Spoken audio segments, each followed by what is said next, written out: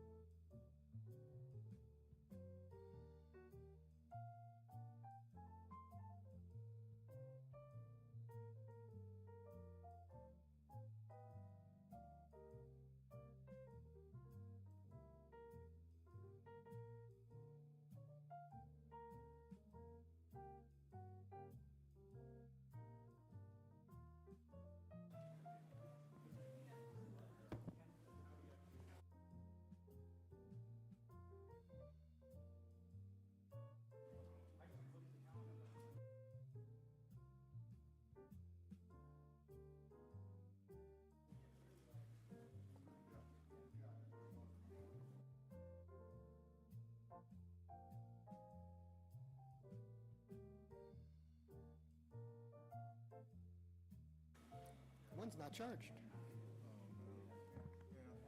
Yeah, that happens.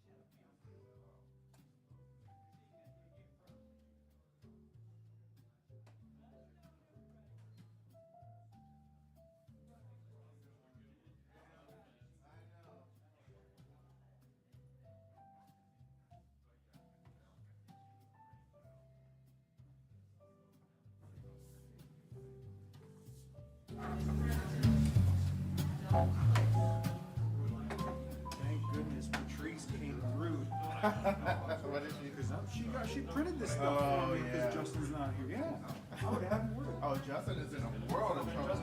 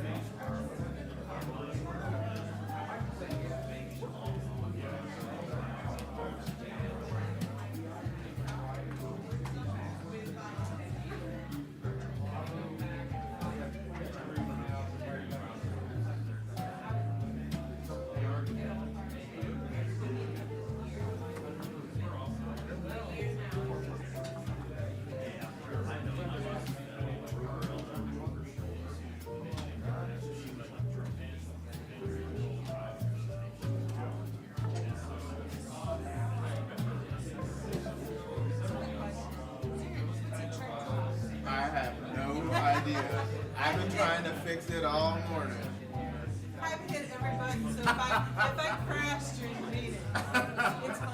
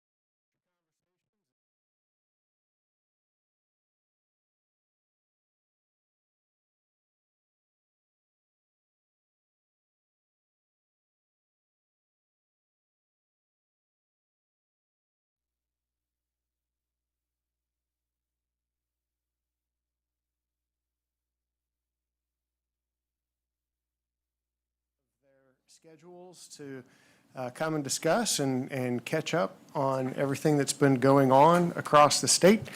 Want to remind, just some housekeeping things, want to remind everybody that we do live stream this, and we are, for those of you watching on live stream, I'm sorry if you're noticing a few technical difficulties, but we'll try to have that rectified for the next time.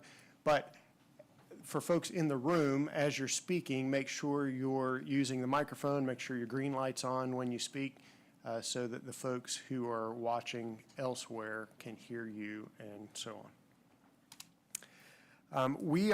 This is a bit of a long one. We have a lot of presentations, but we do have a break scheduled for within the meeting, so try to make use of that. And let's see what else I want to talk about.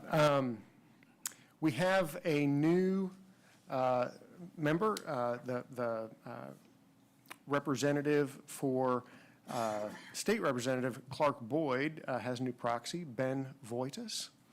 Raise your hand, Ben. Welcome aboard, and thanks for being a part, and I look forward to your contributions to this team. And some of you may have heard that we have a new commissioner, and if you were like me, yeah.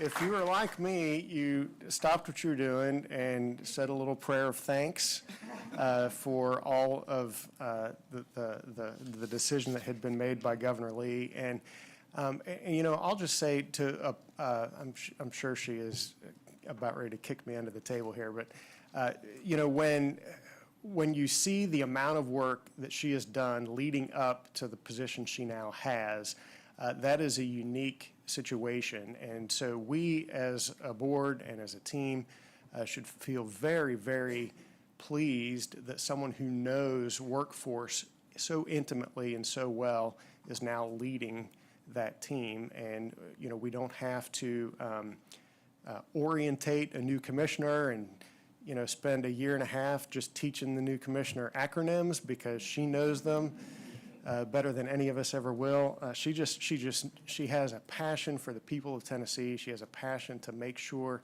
that everyone has not only employment, but the best opportunities for employment that are out there anywhere in the country.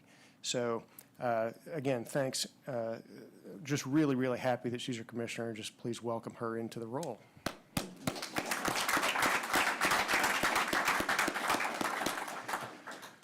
Okay. You can quit blushing now, and we will have a roll call. So, Eiler, if you'll lead us in roll call, please. Good morning. As I call your name, please use a microphone to confirm your attendance audibly. If you are a member of a local workforce development board, please state the local board. If you are representing by proxy, please state your name for the record. Natalie Alvarez. Present. Martha Axford. Present. Brandy Faust for State Senator Paul Bailey. Assistant Commissioner Jay Baker. Present. Jason Bates. Present. Tim Berry. Present. Ben Voitas for State Representative Clark Boyd. Present. Deputy Commissioner Sherelle Campbell-Street for Commissioner Clarence Carter. Present. Michelle Falcone. Present. Ben Ferguson. Present. Southwest. Bill Godwin. Marshall Graves. Present from the southeast. Ann Hatcher. Rick Isaacson. J. Paul Jackson. Kevin Vaughn, proxy. Director Sharita Allen for Commissioner Stuart McWhorter. Present. Policy Director Tony Nicknajad for Governor Bill Lee. Stuart Price. Present. Barry Ray. Proxy, Stuart Price. Jason Schmidt. Proxy Colby Swan. Assistant Commissioner Deborah Knoll for Commissioner Penny Schwinn. Present. Kyle Spurgeon. Present. Proxy Ben Ferguson. Commissioner Denise Thomas. Present. Jeff Vance, Present.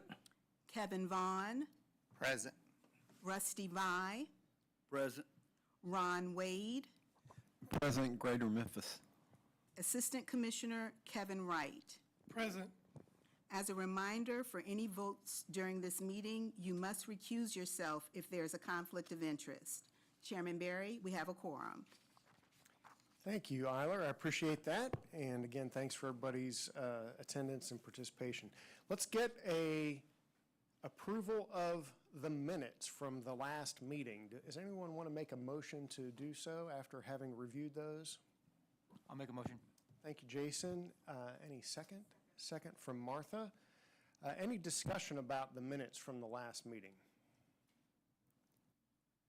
All right, hearing none, all in favor of approving the minutes, say aye.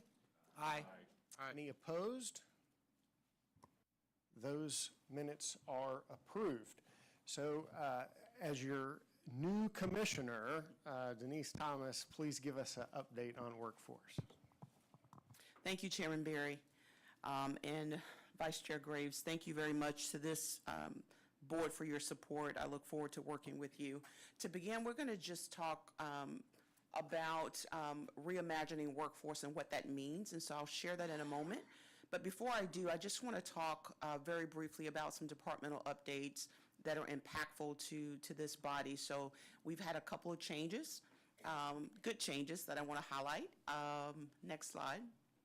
First is Chris Cannon. Most of you know Mr. Cannon. He's usually the man behind making sure these board meetings go as planned, but he is now the Chief Communications Officer for the department. That means not only will he lead all of our public messaging and branding for the department, but also will be supporting this board to make sure that things such as podcasts, messaging, and campaigns and outreach are also developed and shared with Tennesseans across the state. So Mr. Cannon assumed that role a few months ago, and we are so excited to have him as our Chief Communications Officer. Next is Ms. Stamatia Cicis. We affectionately call her Tia. Tia is our legislative liaison and has done masterful work in that vein. She has recently accepted a role as Chief of Staff. I'm so thrilled that she will be in this position. Most of you are familiar with Tia as she serves the board. She will have an expanded role for all public matters again, and she will also serve in the former capacity I did to kind of almost be the conductor behind the scenes for the State Workforce Board. And lastly, Mr. Andy Summer, who was our fiscal and budget person, assistant commissioner, is now our chief financial officer. He will lead all of our efforts around fiscal and budget, but we've also had some realignment. So Ivan Greenfield, that you guys all know, love, and hear from quite frequently, is now reporting through the CFO. And the purpose of that is to make sure all the grants and budgets and contracts are very aligned so that this board gets clean, streamlined fiscal reporting, and so Andy is rounding out their team, so please welcome them in their new roles.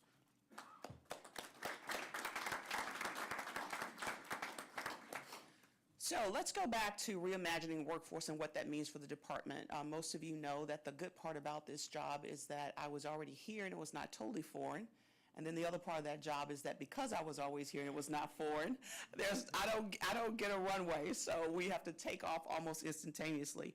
And so with reimagining workforce, what does that mean for us? It means that we have landed on a super priority for the agency, and that is to raise labor force participation to 65% over the next several years.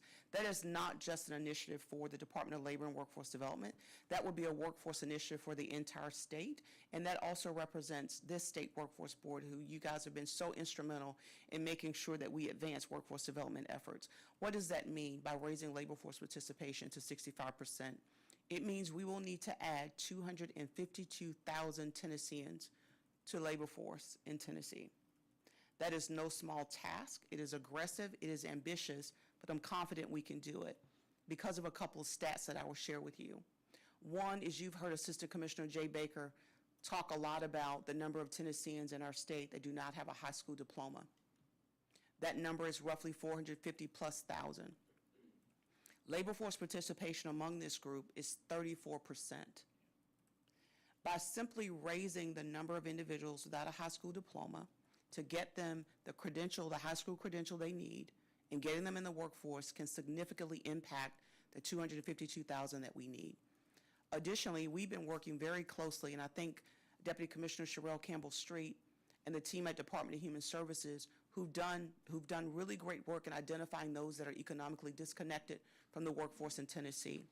So with our combined efforts and the efforts of this state workforce board, I'm confident that, one, we can use our data to identify where we have labor force disconnection, and secondly, how we can use our resources and programmings to get those folks back into the workforce. So please stay tuned. This is something that you will hear about very often moving forward. Secondly, I want to just call the board's attention to a couple of federal pieces of legislation that most of you are probably familiar with, but we'll talk a little bit more granularly about these in the coming months. There's been a tremendous amount of effort at the federal level to initiate legislation around the clean energy sector. Things like the CHIPS Act, the Infrastructure Investment Jobs Act, affectionately known as IJA, and the Inflation Reduction Act. All three of these key pieces of legislation have workforce development baked into the fabric of the bill. Such things as, for clean energy sectors and jobs, as much as 5 times the amount of tax credits if they use prevailing wage and registered apprenticeship. We all know the trajectory of registered apprenticeships in our state. It was the one thing during the pandemic that we saw increase drastically, and that's due to the hard work of the team that does that every day. Holly and others who are out in the audience who've done amazing work to advance apprenticeships. But these opportunities will continue to exist, both for jobs and infrastructure-related occupations that we've seen decline over many years in our country. But more importantly, it would open the door for jobs that didn't exist 3 years ago. And so there's an opportunity to really advance innovation. We're having conversations at the federal level with our partners to better understand where that workforce funding lies. And you guys that know me and work with me for a long time know that they just need to tell me where it is. I'll go get it. So we're working with Department of Energy. We've had conversations with them through the National Governors Association. We've also had conversations with the Department of Transportation to find out practically what are we trying to accomplish and how can we do it together by not just collaborating on the funding itself, but how can we all rally around a common goal. And so stay tuned, because we'll be bringing forth to this board ways that we can get that done. And lastly, I know my predecessor, who I absolutely owe a debt of gratitude, because Dr. Jeff McCord has left this department in such amazing shape with the work that he has done, and I'm grateful for that. He led the Workforce Advisory Committee that was comprised of 7 state agencies. That work was paused because of Dr. McCord's transition back to Northeast State Community College. It will resume. Beginning December, we will have our next Workforce Advisory Committee. So I hope to have an update to this board at our first meeting of calendar year 2023. And of course, on the agenda will be how will we continue to rally around raising labor force participation by expanded worker supports, by expanded programming, and to continue our outreach efforts. So with that, Mr. Chairman, that is my update. Thank you. Thank you, Commissioner. Excellent. It sounds exciting. I think just having that, I like that term, super priority. That's a great term, and I think we've been talking about that 65% for a while now. So to have that on everybody's top of mind is really strong. So thank you. All right. Next, let's get an update from Rusty Feltz on unemployment insurance. Thank you, Chairman Barry, for having me. Fortunately, today I'm going to have a very brief and positive update about my program. We're going to go a little different than the last 2 or 3 years. As everyone knows, the last unemployment rate that was released by the department for September was 3.4%, right at 0.2% from being as low as it's ever been in this state. So as a product of that, in our division, we've seen the claims filing down to as low or lower as we've ever seen them, even in the pre-pandemic era when we were doing around 2,000 claims a week. Our lowest week was a week and a half ago at 1,700. Also, our certifications for weekly benefits are as low as we've ever seen them, right around 11,000 a week. That does not mean that those 11,000 do not correlate to 11,000 people certifying and being paid. There's a part of that 11,000 that are approved being paid benefits, but there's also a part of that 11,000 that are in process of being adjudicated or maybe even being in the appeals process. So that doesn't even mean that we're paying $11,000 each week right now, but that's an awfully low number. As a result of that, our legislative requests for assistance in the UI arena are virtually nil. I think we had about 24 of those for last week alone. And that's just for mostly when a legislator is asking us to help one of their constituents that's having a problem with the system or understanding the program. I'm glad to say that we are meeting timeliness in our appeals unit. The federal metrics give us a 30 and 45-day timeliness that we need to meet, and we've been doing those for months, I'm glad to say. There's a lot of states that are not even close to that. I don't normally say those things, but I think our division as a whole deserves a lot of credit for the work that they've done. Before I leave the subject of the pandemic, a lot of the misconception was, well, the pandemic is over a few months ago, so let's just get back to normal. And that's not the way it is necessarily in the unemployment division, because there's the back-end process that now we will have to spend a lot of time and a lot of resources over the next year or two working with our employer customer base on cross matches for the back-end piece, where we go in and say, our records indicate this person drew unemployment in this time frame, but your wage records that you're turning into us indicate that they worked. So we will begin investigating that and writing a numerous amount of overpayments. When you do several years' worth of work in 1 or 2 years, you can expect that to catch up with you at some point. And some of that money will be recovered for the trust fund that our employers have paid into, but some of that money will also go back to the federal programs that we paid for people that were not covered, such as PUA, PEUC, and things of that nature. With all we have going on in the unemployment division, we find that we are fighting the same battle as the private sector employees that are coming to you all and saying, I need help, I need resources, where do I get my talent pool? We're fighting the same resources. We are losing our tax auditors, we're losing our hearing officers to the private sector in droves, and we can't hire enough, so that we're fighting that very same battle. It's not just for the private sector employees, it's for state government as well, so we've got some challenges we need to meet there. Second to the last thing, I'll give an update on where we are with our new unemployment system. There's a lot of curiosity around the state on where we are with that. We went through a lengthy, over a year process for the RFP, where our division worked with STS and the comptroller's office to get everything ready to be released. And finally, we got that done, and then went through the scoring and selecting process. And we are glad to say that we are contractually bound with a new vendor called Fast Enterprises that has a national name, and they even have a very positive reputation outside this country for some of the work that they've done. We had our kickoff meeting with them at the end of September, and we are in serious meetings with them now, where we're planning and developing before the build-out begins to happen here in a few months. And we are hopeful that if everything goes as planned, that we will be unveiling a new product for our employer community and our claimant community to actually test and see how they like it and give feedback before we release it. And we will be releasing the tax RFP to replace our 40-something-year-old mainframe in that arena here in the next few months. And then, I guess to wrap up, the three main priorities in the unemployment insurance division is the cleanup that I mentioned from the pandemic and serving our customers as timely as we can. The system efforts, because that put a serious burden on our resources. We had to dedicate as many as 26 subject matter experts that are now removed from anything we do on daily operations, and they are locked away with that vendor on site working on the success of that project.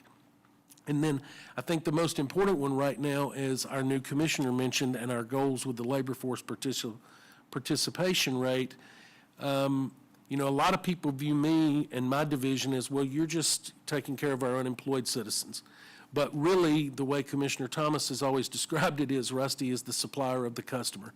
And so we are working with our partners in adult ed and workforce services and trying to create a data feed through our in-house wired division where the instant somebody files for unemployment, we can tell Mr. Baker if they don't have a high school diploma, we might need to get them a reach out right then.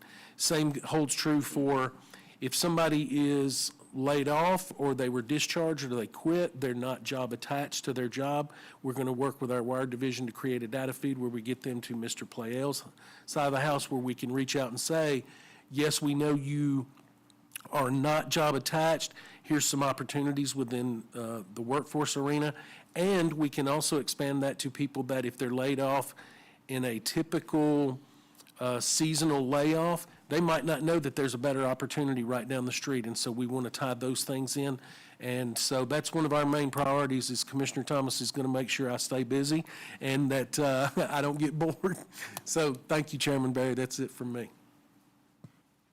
Thank you, Rusty. Any questions for Rusty on unemployment insurance? Chairman, this is Jason Bates. Yeah, hey, Jason. Hey, Rusty, if you're talking about this new unemployment system and is it possible, I'm not sure if anybody else would like to see it, but in the future, somehow for us to be able to take a look at that system before it's finally implemented and released, is that feasible? I think that's not only possible, I think that would be encouraged twice a year. In fact, this morning, Commissioner Thomas is starting to align my UI Advisory Council meeting that I have twice a year, the same day we do this twice a year. And one of the things that we have talked to them about, part of that council represents the employees of this state, and part of that council represents the employers. For instance, we have a representative from the NFIB, we have a representative from the Chamber of Commerce, and we have actually talked openly to them, and we're going to begin planning a way that we can have the people they represent sit down and see this system and give us feedback before we turn it loose and we make final decisions. So yes, I think that would absolutely be encouraged. Okay. And Jason, if I could just add something real quick. The intent with this system, because we've learned from some mistakes of old, is that employers and the end user, our job seekers as well, and unemployed individuals will have a chance to test the system. So not only will you be able to see it, but you'll be able to test it, because the goal of this is not only to make it usable and functional, it's to make it easily navigable. What we heard from our previous system, our current system, is that it's not navigable. And so individuals had a lot of difficulty being able to file their claims, which in turn put more work back on the staff to help folks through that process. And so testing will be something that will be an option. I thought that was an excellent idea by Rusty and his team to offer that. And so we will absolutely offer that to the board, to the members of the board that are interested. Thank you. Okay, good question, Jason. Thank you. All right, let's get some updates from the committees that met prior to this meeting today. And the first one is our Oversight Committee. And Michelle, I think that we have some things that we'll need to vote on coming out of your committee, right? And so tell me your preference. Is this something that we need to vote one at a time, or can we vote, like, can you present what was recommended and then we can make one vote for all recommendations? Does that sound? So, we are going to propose 4, because there's one that we are going to do a little bit different. Just table that, And okay. so I'll keep it to the end. Okay. So I can talk about the 4 that I'm ready to present. Okay. Then vote on that one, and then talk about the last one, and then give, Okay. have An update on commentary that. on that one. And Justin will answer all the questions that we have. That sounds good. So why don't you start with the 4 that you're recommending? Sounds and good. then we can ask questions and vote on those. Okay. I'm assuming everybody received all the attachments, so I'm just going to go through the highlights. And then we're going to pause, have some commentary, and so I'll take the next one. Let's start on the way that it was presented. So it's the allowable and unallowable cost. The highlights that we're going to touch on are, it just reorganized the flow of the policy. It removes the examples that we're taking as guidance. So we're removing those examples, removing the guidelines language just to add some more definition and more clarification on it. And it does clarify, which I heard that it was really important to clarify the internal versus external customer. It just more definition and more clarification for that one. Any questions?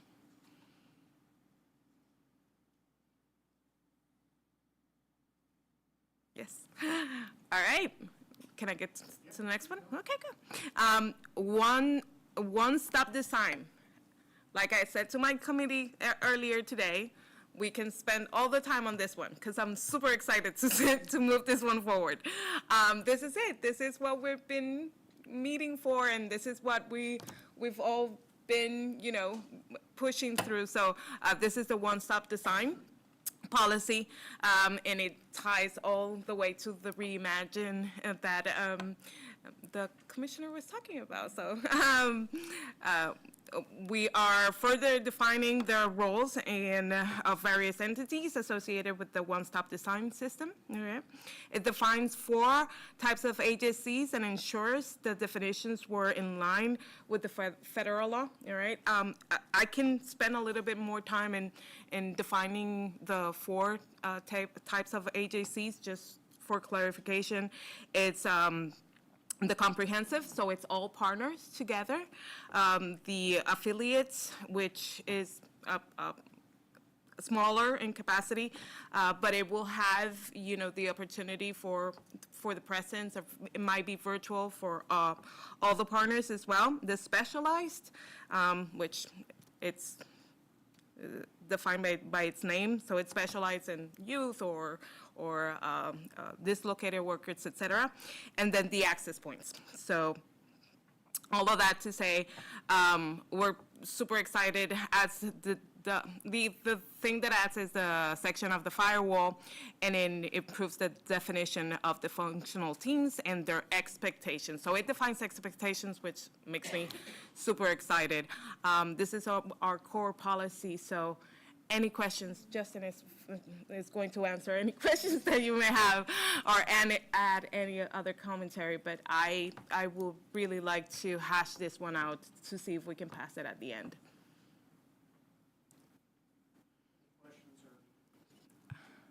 Any questions or, Ben has it. Mr. Chairman? yes? Does this policy still include the notice period in terms of moving or adding an AJC or closing an AJC? I think not. That's the one that we're going to define. That's the one-stop certification, which we have for later on. Yes, but good question, yes. Any others? All right, we ready for number 3? Yes, okay. Local governance, this was a long one, but it was all to simplify it. So I loved it because it just simplifies it, reduce what needs to do the nomination, what is needed for the nomination. It removes requirement to the update of bylaws for every so many years. So if the state does it, they can go to the local. So it was just redundancy, so it removes a lot of redundancies, defines majority for the board makeup, and combines interlocal and partnership agreements. So this was just to simplify. It's just going to make it better for the local boards. It's to simplify and organize it better. It was really good. Any questions on that one? All right, and KPIs. That was the other one I'm excited about. This one, I foresee that we're going to keep looking to this one, but it removes the sections defining performance period, removes the weighting on how KPIs are determined, adds sections for appeals. So if they need to appeal to the state, they can. Includes sections to identify sanctions and incentives.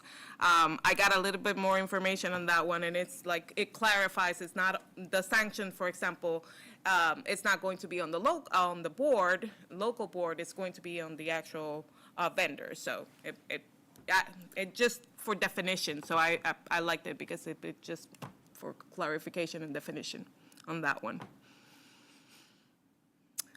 So with that, if you don't have any questions, those are the four that I would like to present to the board. Okay, so again, thank you for reviewing the documents ahead of time before this meeting. Sounds like they've discussed them well Yeah. in their committee. And of these four that are being presented, the committee's recommending that we approve. And so do I have a motion to approve the four policies as presented by the Oversight Committee? I'll make a motion to approve. Thank you, Stuart. A second. Martha, second. Any more discussion or questions about any of those four? I like the idea of, I'm hearing one stop, simplify, Yes. KPI. These are all words that we like to use. That we like to use, yes, And a absolutely. goal that we're all heading toward. Okay, well, if everyone's in favor, please say aye. Aye. Any opposed? All right, those four policies are approved as presented. And then tell us about the fifth one that you talked about. So we are pulling back the one-stop certification for further review.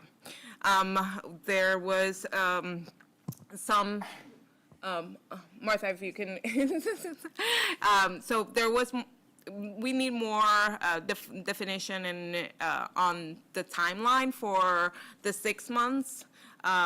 It's too long. We think it's too long for the requirements for relocating. It just takes too long for it. So we are asking the board, so two things we're asking. We're asking Justin to go back to local and more frontline leaders to get more feedback on that timeline and how we can adjust it better. So we're asking him to do that. Once he has that timeline, he can come back to the board, and if I can ask of all of you to review it so we can approve it before the end of the year, that will be great. So it will be between the two board meetings. So just paying attention to your email and responding back, that will be great. That's what I'm asking for. We don't want it to wait until March of next year, but we do need further clarification in that timeline if it serves you well, so. All right, so tweaking that a little bit, shortening the length Yeah. that we're talking about, and then any issues with, getting that approval before our next meeting through? And Ben, that might answer your question a little bit better? Okay, perfect. So, yeah, I think that the ones that know are the ones that are experiencing it day and night, so we want to go back to them, get a little bit more feedback, and then he'll return back with some suggestions, and we can take it from there. Okay, But I'll ask of all of you to just be mindful that we want to approve that before the end of the year. all right. Any other questions or discussion about that? Okay, so keep an eye on your email and Please do. and be ready to review the recommendations they come through with. And with that, I think I also have some fiscal update. We received our update from Ryan. He did a really good job. But I am happy to say that we are in plan. We are tracking to allocate all expenditure and receiving all the expenditure that is coming. So all of that, thank you. Thank you, everyone. Thank you. Any other questions for Michelle or the Oversight Committee?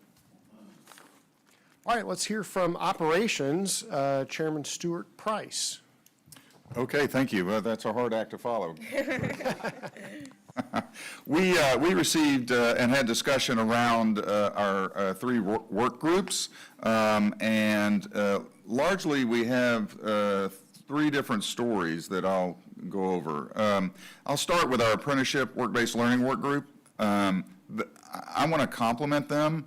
They have established milestones that are challenging, and they are almost in every case exceeding them. In terms of, since the last report, as of the official report date to report date, they have nearly 500 new apprentices that have enrolled. If you go from the last report to today, they have over 500, 560 or 550 roughly. On top of that, they have 32, they're reporting as of the report date, 32 certified pre-apprenticeship programs. That was 7 since the last quarter. If you go to today, they actually have 4 more that they've added, so they're really at 36 as of now, and they have 2 that are waiting final certification. So that will put them at 38 as of within the next few days or a short time frame. They have milestones that they've established, and as I said a moment ago, they have either completed or are exceeding the schedule to achieve them. So again, just reflects a story of a work group where they have stability and they have really applied themselves in a way that that they're delivering on some great results there. So we're really excited about that and appreciate their efforts there. And then that was Matthew Spinella and Holly Friallard and their team. The second update is on the Business Services Work Group, and their story is a little bit different in that they've had significant turnover, and so that has certainly, as you would expect, has had an effect on their progress. However, as part of the turnover, first of all, they have a new co-chair. Debbie Filler is replacing Teresa Smith, and so we're excited about that, and she's coming up to speed working with Eric Horton in leadership of this group. And so their first task was to orient new members and sort of have a restart, if you will, and as part of that, they assessed the progress they'd made to date, and they had made good progress to date around some significant and important initiatives, not the least of which is a dashboard that is now been rolled out and is being used to inform and equip their teams across the state to understand what their progress is. So, having said that, they are conducting an ongoing surveys of employers to understand where the greatest needs are and where they need to focus their attention. Recruitment and retention has elevated in terms of top priorities. I mentioned a dashboard a moment ago. They're basically, the dashboard takes them through 3 tabs, but it's walking from, I refer to it as sales leads, but it identifies the businesses out there so that people can understand who and how to contact in order to get participation, and it walks through to the tab 3 where they measure and assess how much, in terms of wraparound services, how much follow-up services are these businesses seeking out? And so that's a good measurement for them for engagement. And this dashboard will also give them accountability metrics around their people and engagement. The third work group update was our job seekers work group, and we had significant discussion around that. Sherelle Campbell Street presented on behalf of them, which we appreciated, but they've had turnover. Carla Garrett was significant in her leadership with that group, and so she is no longer going to be present for that. And furthermore, we have gone through, as a committee, I think, an evolution of trying to determine for them what are the measurables, what are we trying to achieve here, and how realistic is it that the group is and can be equipped to achieve, that the outcomes that we're thinking about. And in that, what I mean to say is that the scale of this is huge. Basically, it's trying to take everything a job seeker engages when they engage with all our programs across different agencies and creating a path for them that they can understand. Significant, right? In our last meeting, we got a sense of that and a sense of how overwhelmed the group was around that, and so extended them 6 months in terms of their timeline for deliverables. That conversation has picked up again as we've digested that and as a committee, And so we have developed a number of questions that we are looking to answer, and a more detailed engagement on the part of the committee to help this work group define properly what it is that we can achieve and what the best outcomes are for that. How are we going to measure their progress? You know, if this is about a job seeker having a better experience, well, what does that mean? And how do you figure out how you would measure that or assess your progress in that? And that's important, of course, for us, because we're going to potentially expend an enormous amount of effort. We're trying to bridge across different agencies, and so does the work group have the authorities in place to compel those agencies to cooperate and to the full extent that we would need them to? And so there's a lot at play here that we need to get our mind around. And so with this work group, I think we're taking a pause right now, and with Carla's departure, I think it's a good time for that, to just stop and assess.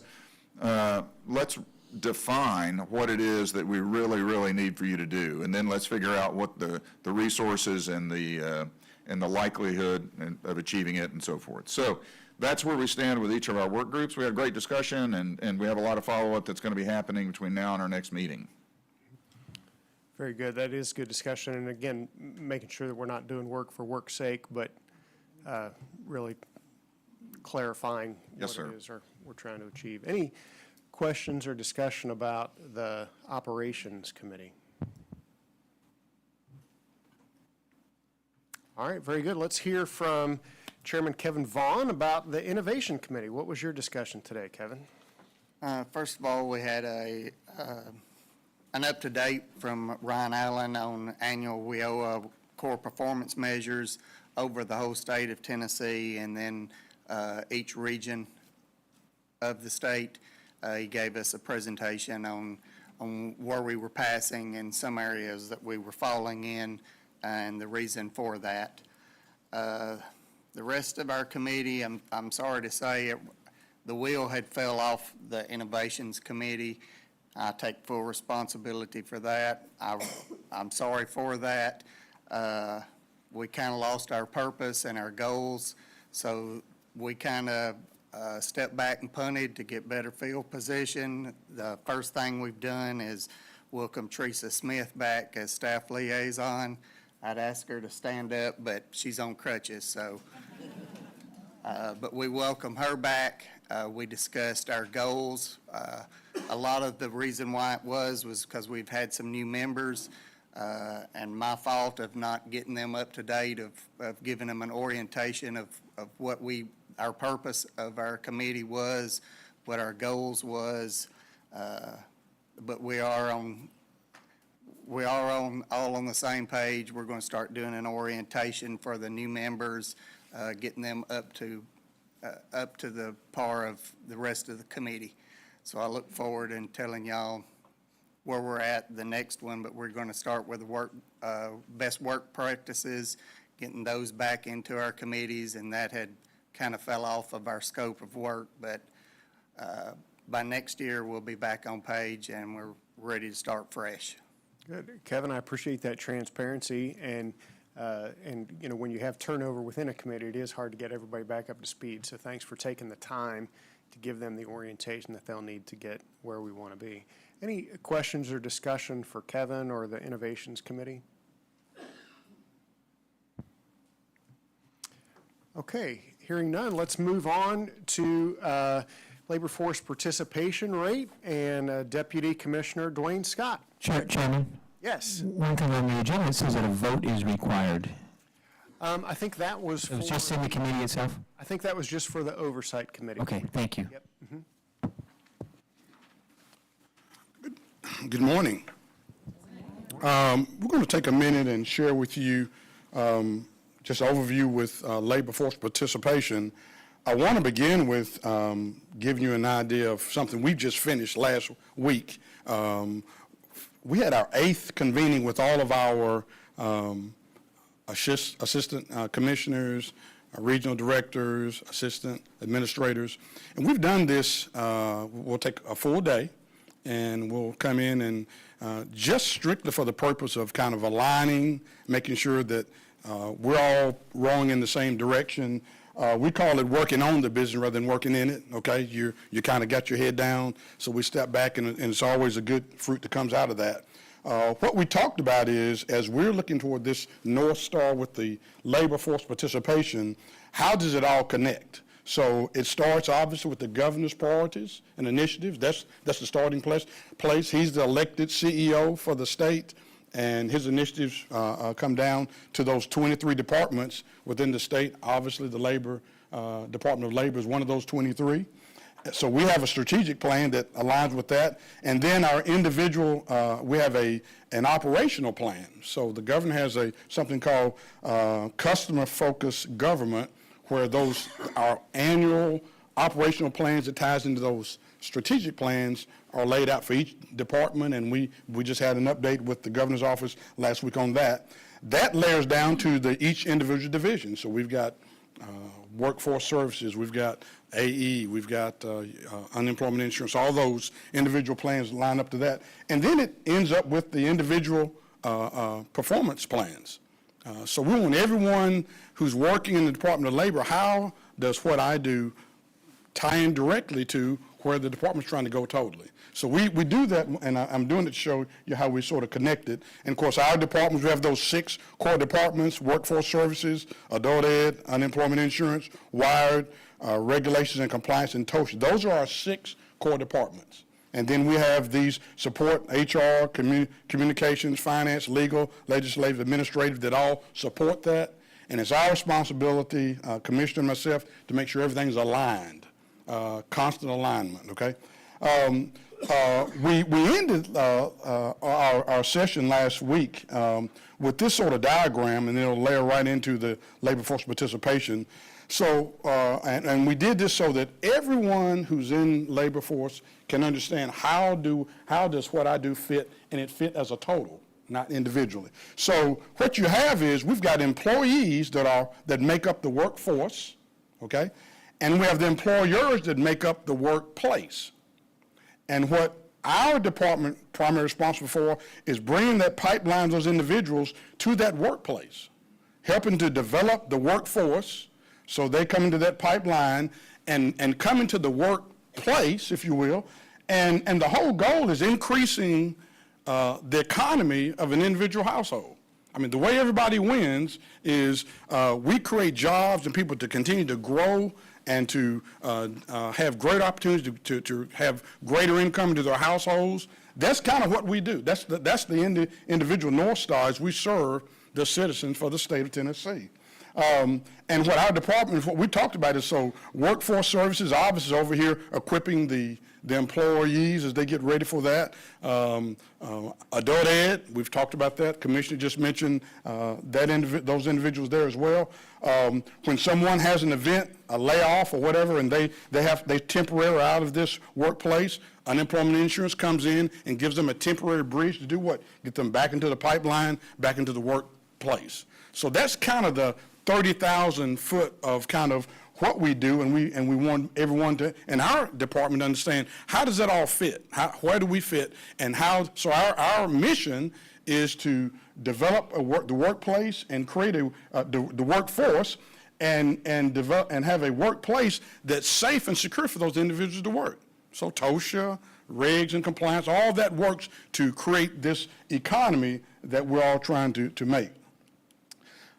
Labor force participation is obviously that key metric that we're chasing, and commissioners mentioned, to really grow the workplace, the workforce into the workplace as it grows. And of course on our website, you can go to this labor force participation analysis that's on the tn.gov under workplace, and that's where you can click and see these statistics whenever you want to look at on labor force participation.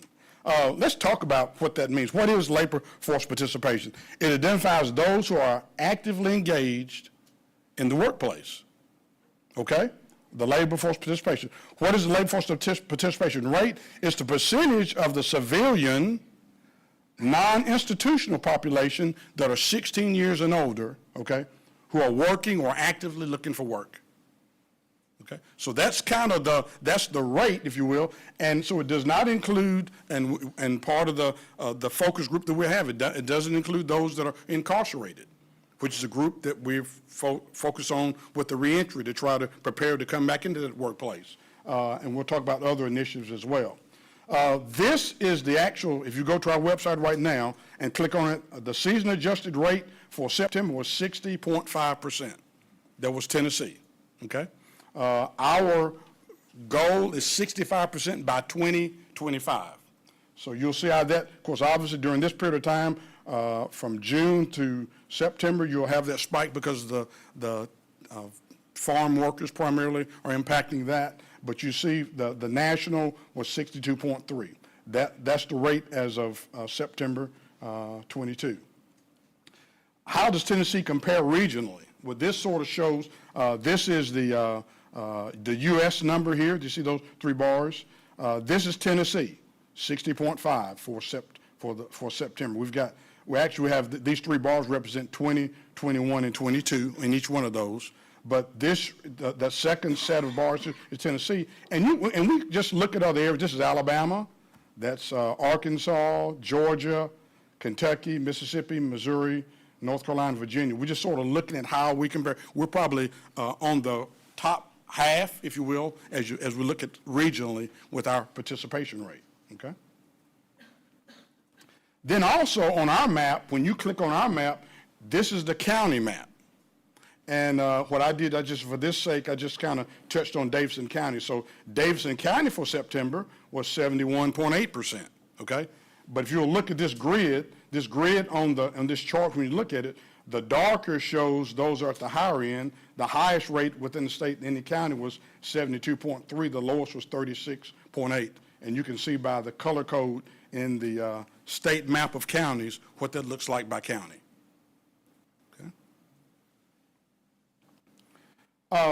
Opportunity areas. 78 of the 95 counties, which represents 82%, are considered rural, okay, in our state.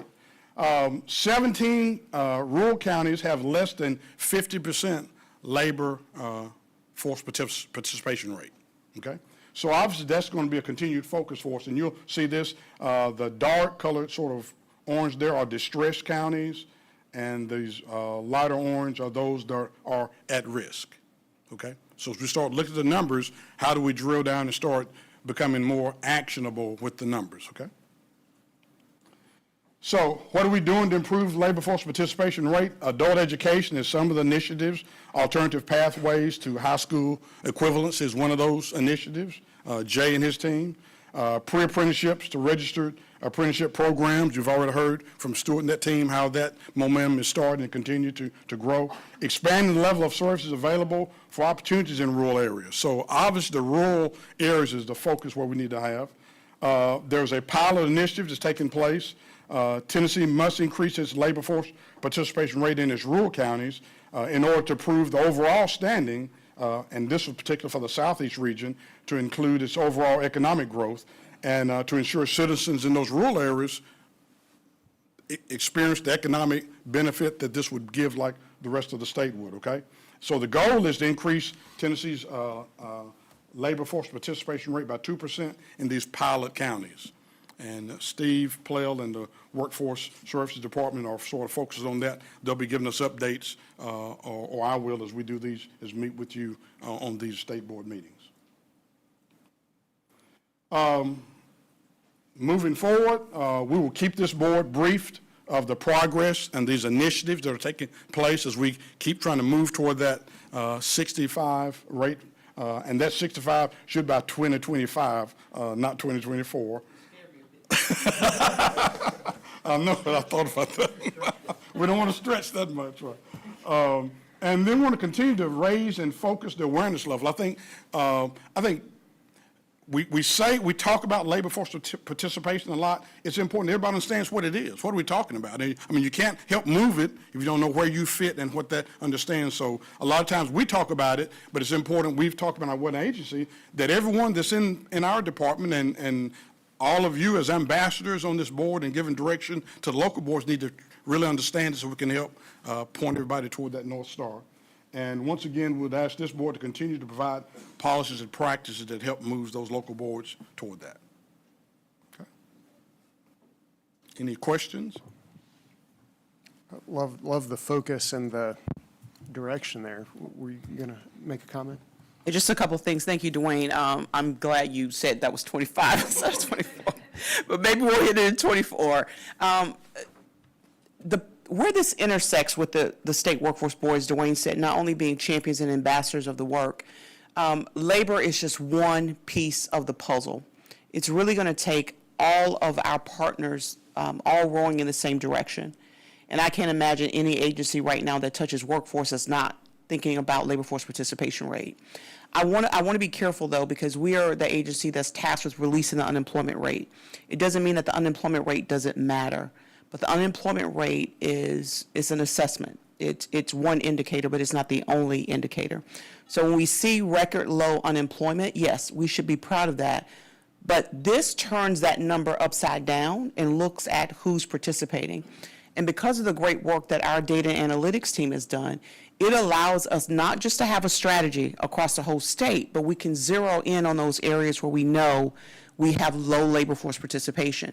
And if those are areas of which you are a business owner or you're a community leader, we need your voice and we need your help figuring out how we can do it, because we certainly cannot come in with the fix. It has to be, even at a grassroots level, those community-based organizations, the work of the local boards being highlighted in programs and services. So we're confident that with all of the bevy of resources that we have in the state of Tennessee, if we can raise awareness and we can all get alignment on this issue, that we can move the needle. But more importantly, this board keep us honest on what that is. We're going to make sure that you're getting those updates on the labor force participation rates so you know when they ebb and flow. And lastly, whatever we're doing, if this is our super priority, if we're bringing things to you that doesn't get us to that 65%, hold us accountable and say, how does this increase labor force participation? Because we don't have time to waste time by doing things that's not going to get us here. So if we're going to meet the incredible amount of economic demand that's been placed on our state for workforce, and we appreciate the work of economic and community development, but we got to answer the bell for those jobs. Those announcements are always fantastic, but they're going to be expecting us to provide a workforce. And so I just want to make sure that we kind of levy that against the work of this board and how we're going to continue to make sure that you have all the information that we have.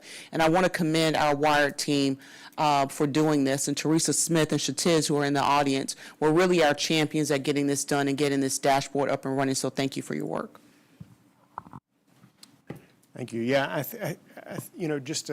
any economist will tell you that when you get below 4% unemployment, it's zero unemployment, right? So the only way you're going to add to the workforce is to add population to the workforce. So you have to get people who aren't currently part of the workforce, not necessarily from unemployment, but for people who are not working in any, they're not even part of the workforce. So add those folks into the mix, build that population, and then, and it sounds like the plan that we're working on what we're adding to that population will instantly become participants, right? So that's. Chairman Berry, Yes. this is Rusty Vide. Rusty.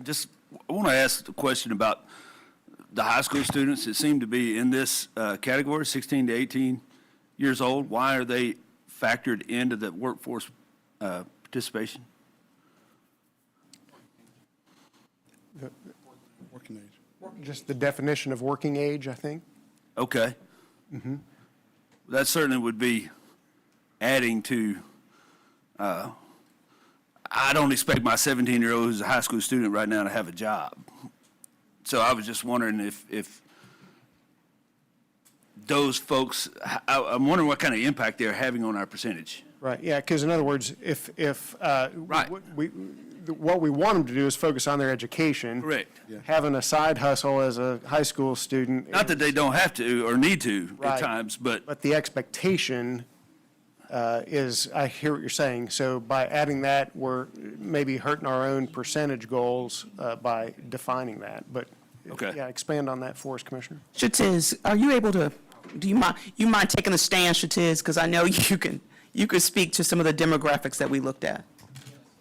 Would Will you you mind come to the coming table, to a Shatiz? microphone? Yeah, Thank you. Thanks.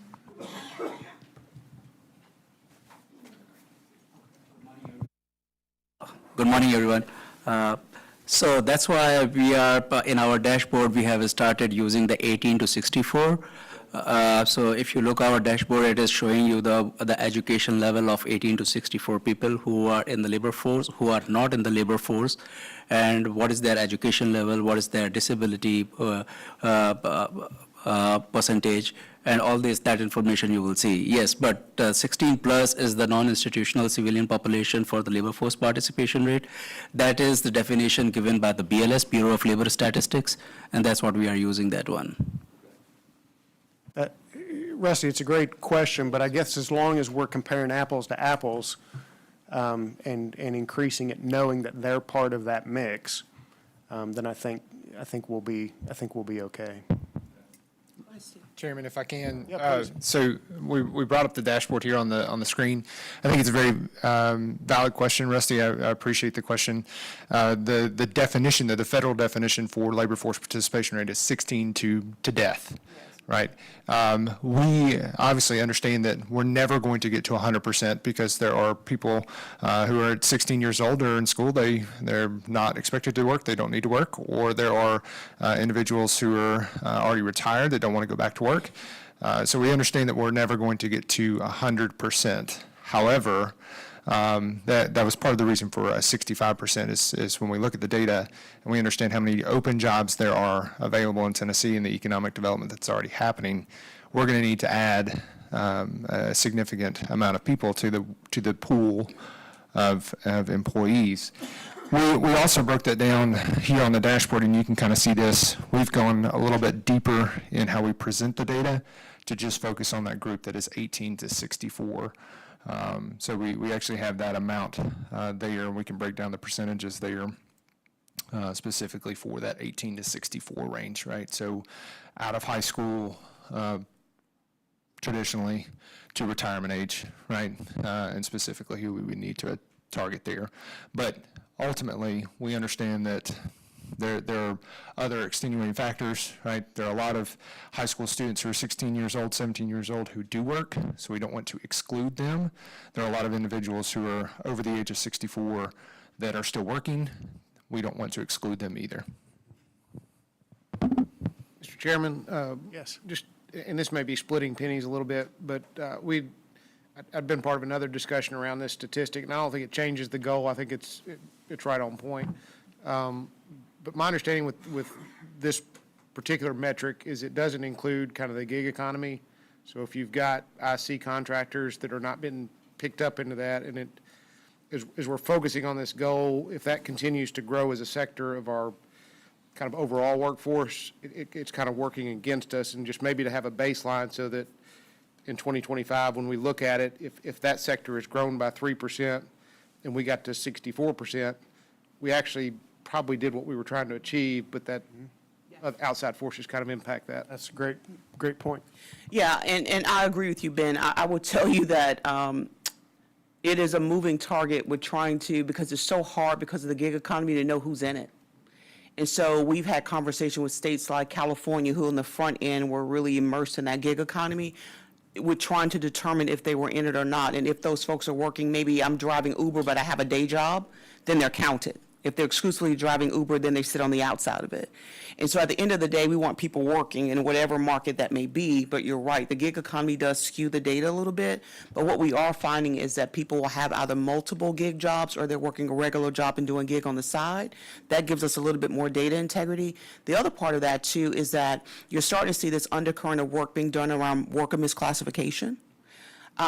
On who's really a contractor, who's really an employee, and a lot of that was to be able to give us more mastery over who's actually accounted in labor force participation. Yeah, but great point. Commissioner, may I also interject. In terms of just looking at our partnership with the State Workforce Board, I'm Sherelle Campbell Street, Deputy Commissioner for the Department of Human Services, and we have a very much vested interest in the work participation rate, so much so that we have our own initiatives that we're partnering with the Department of Labor and Workforce around what is a new term that has been coined, the economical absentee. And despite the fact that we do have such an incredibly low unemployment rate, we also have a lot of people who are not participating, who are experiencing poverty. We're trying to figure out why they are not participating, and the reasons are vast.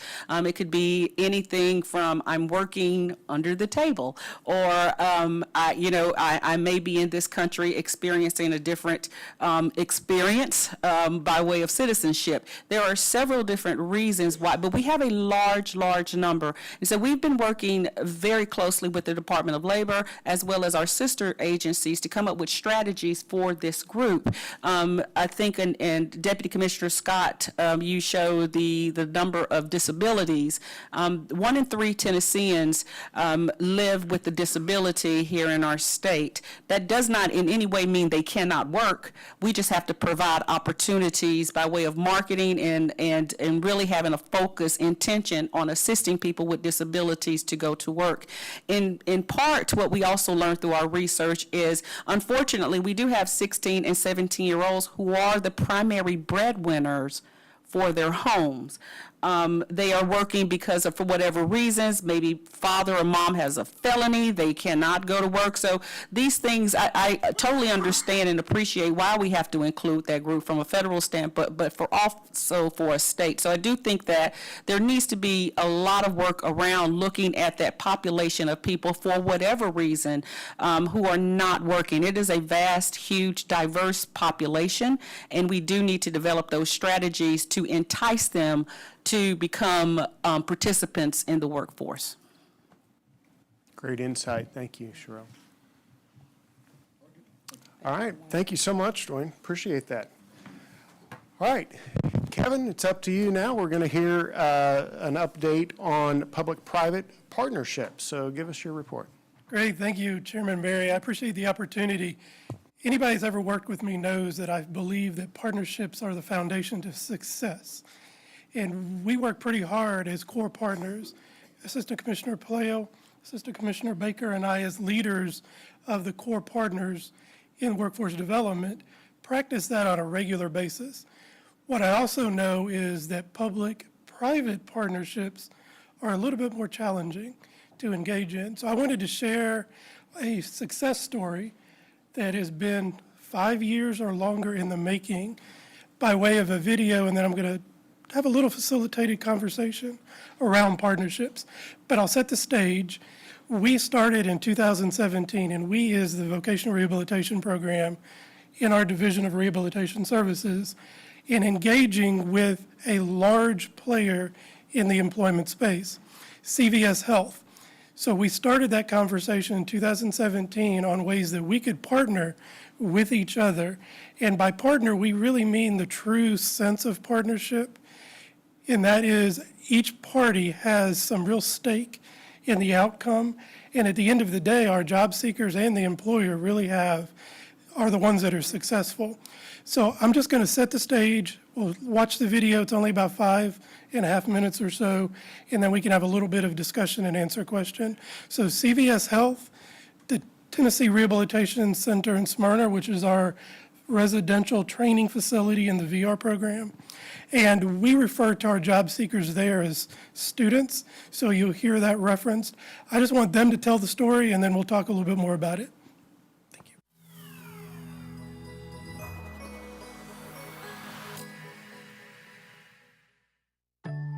CVS Health develops innovative solutions to workforce needs by investing in programs to find and train new talent across the country, including people with disabilities.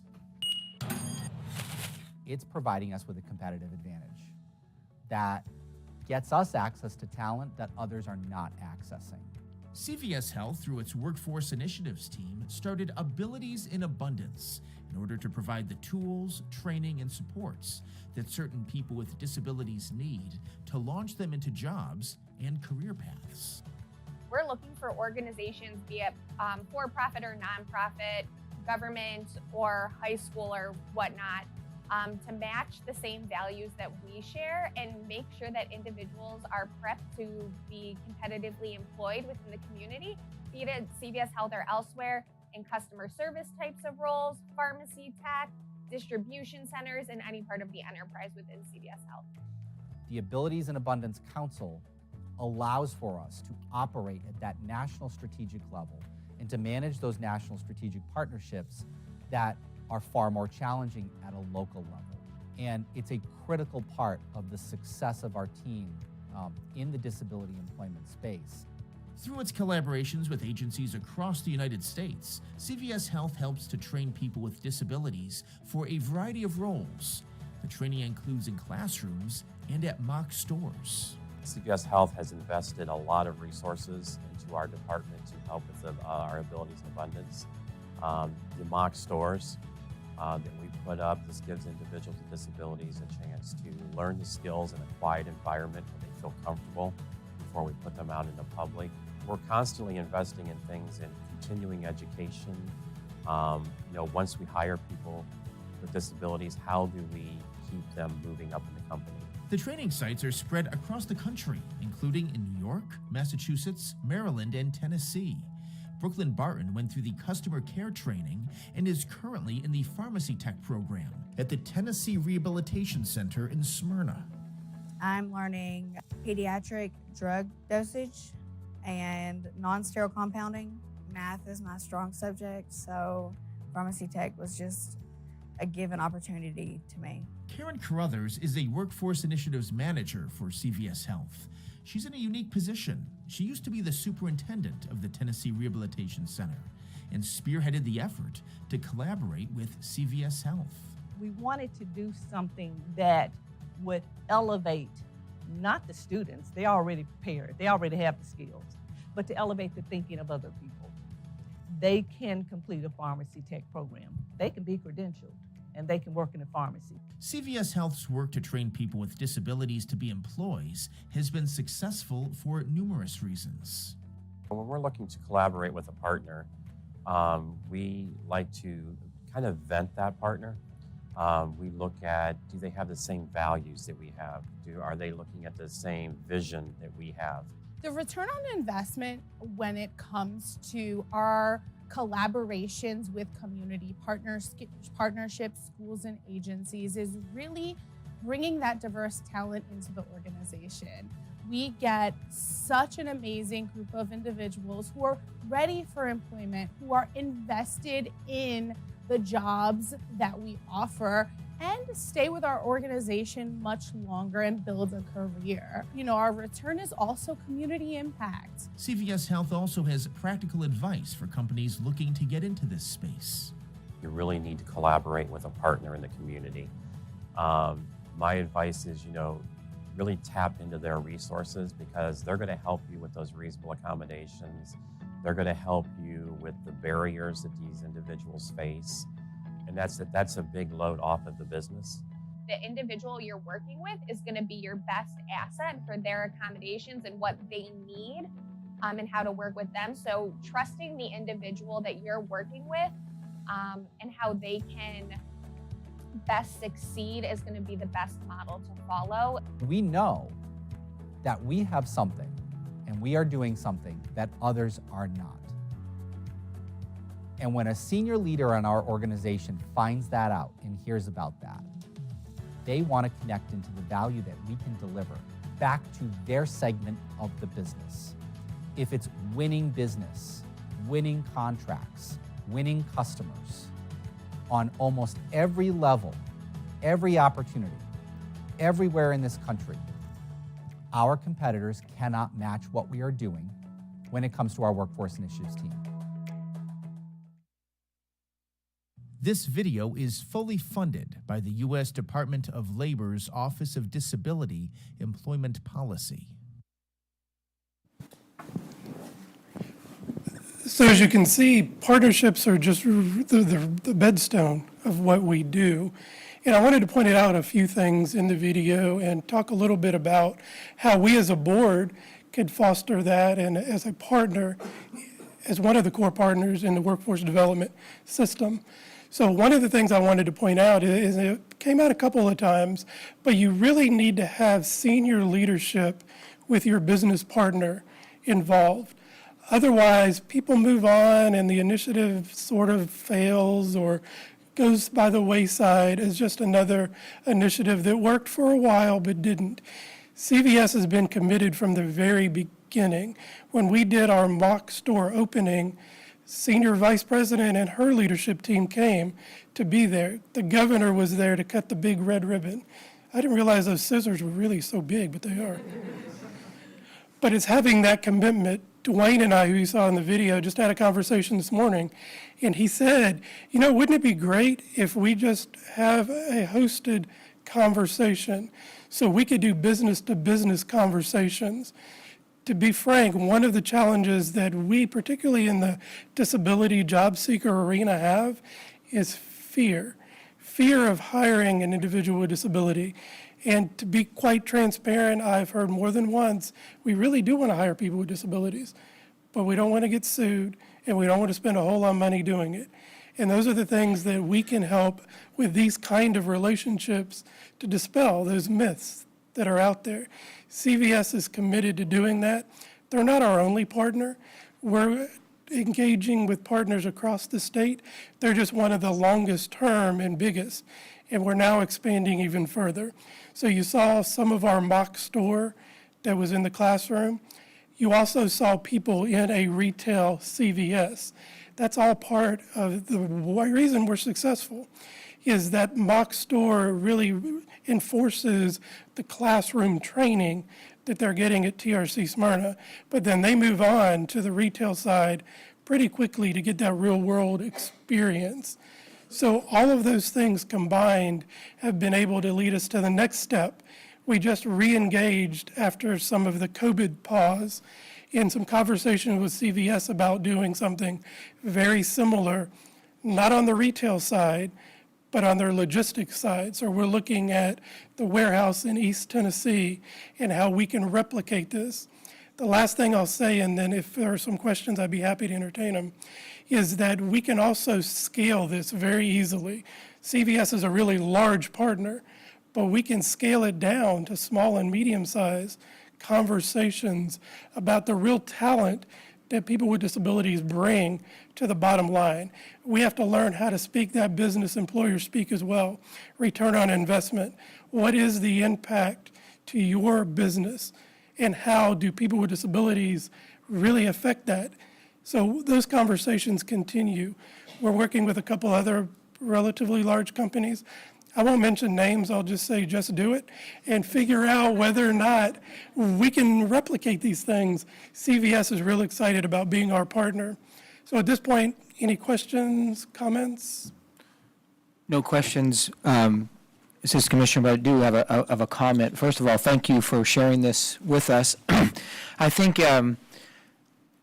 more of this needs to be communicated to the various businesses across the state, and I'll just outright claim ignorance up until just recently, when in our facility we had an opening and somebody had suggested that this job it would be particularly appropriate for an individual who may have some disability, because it's particularly if somebody was less mobility and things of that nature. And it's not something that I think a lot of times in manufacturing in particular that we think about.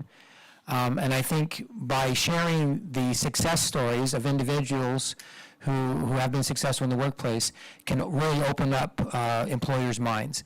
Again, a lot of times, for whatever reason, we think this is the avenue that we have to go down, but if we were to take the time and really think about it, there are jobs probably in every workplace across the state that could be filled by individuals who may have the capability to do the work, but with some reasonable accommodations could be done and do it very, very well. And so I think the more that we can get this information out and help them understand the opportunities, we can be better at that. So thank you again for sharing that with us. And we've actually identified an individual who will come in and work at our plant starting in a few weeks. And we're really excited for that person's success. And our goal is that job classification, our intent as we have vacancies to go down that path to find individuals who can fulfill the need and also fulfill the need that you all have in your department as well. Part of that partnership is really working together. We have a business service unit in the VR program, and that's their role, is to make that contact. But go beyond that. We do training, we assist with accommodations, determining accommodations, figuring out the best way and the best fit for a job seeker in those positions. So businesses, employers are not alone. We're there to support both our job seekers and those employing those job seekers. So, Yeah, thank you, Kevin. The statement in the video that really struck a chord with me was, look, the qualifications are already there. It's just changing the paradigms of the employers to think differently. And so I think that's a huge part of the hurdle that has to be overcome and brought to awareness. So, yeah, Marshall. Wonderful presentation. Thank you very much. I wonder if you've come up with, are there tools or rubrics or any kind of way that as an employer I can evaluate a job to know whether or not it might be a fit? We don't think that way. I'll just be honest with you, right? And so I look at skills and other things that I need for a particular role, but I don't really have any kind of tool set to evaluate whether someone with a particular disability could fit that. And I'm just wondering if you're beginning to see those kinds of things emerge out of the work. we've been doing that for a long time. We do job analysis. We go and really work with the employer, determine what are all of the tasks and requirements of each position, and then work with our job seeker to make sure that there's a good fit. We also have a rehabilitation engineer that looks at all of the assistive technology options related. We have a team of people that do that through contracts to work with our job seekers. And it doesn't cost anything of any business or anybody else. Yeah, I think that is, again, making the resources are out there. How do we make employers, they can tap into those resources? Because I think that's where the miss is. Yeah, Ron. Yeah, just one other thing. This follows a little bit with Deputy Commissioner Scott. I really love that model of employers and people who need employment. So just a job description kind of thing. I'm assuming that if you've got a job description and matching that, so just from a practical standpoint, and this can be an offline discussion because I'm pretty interested in that. So you just match those, set up interviews, and then they'll come, and then the employer will make the selection and kind of have the process work. We have multiple approaches to ensure that the match is right. What we don't want to happen is a job seeker to go into an employment and not be successful. That's not going to help them. It's not going to help the business. So one of the ways we approach that is our business service unit team can come in and do exactly what you're talking about at whatever level. Look at each job, look at each task of each job, and figure out what kind of fit there is. And then on the other side, our other customers are our job seekers. So once they are qualified and part of our group of those that are served, then we go in when the job seeker says, I've applied at X job and I need to know more about how to be successful.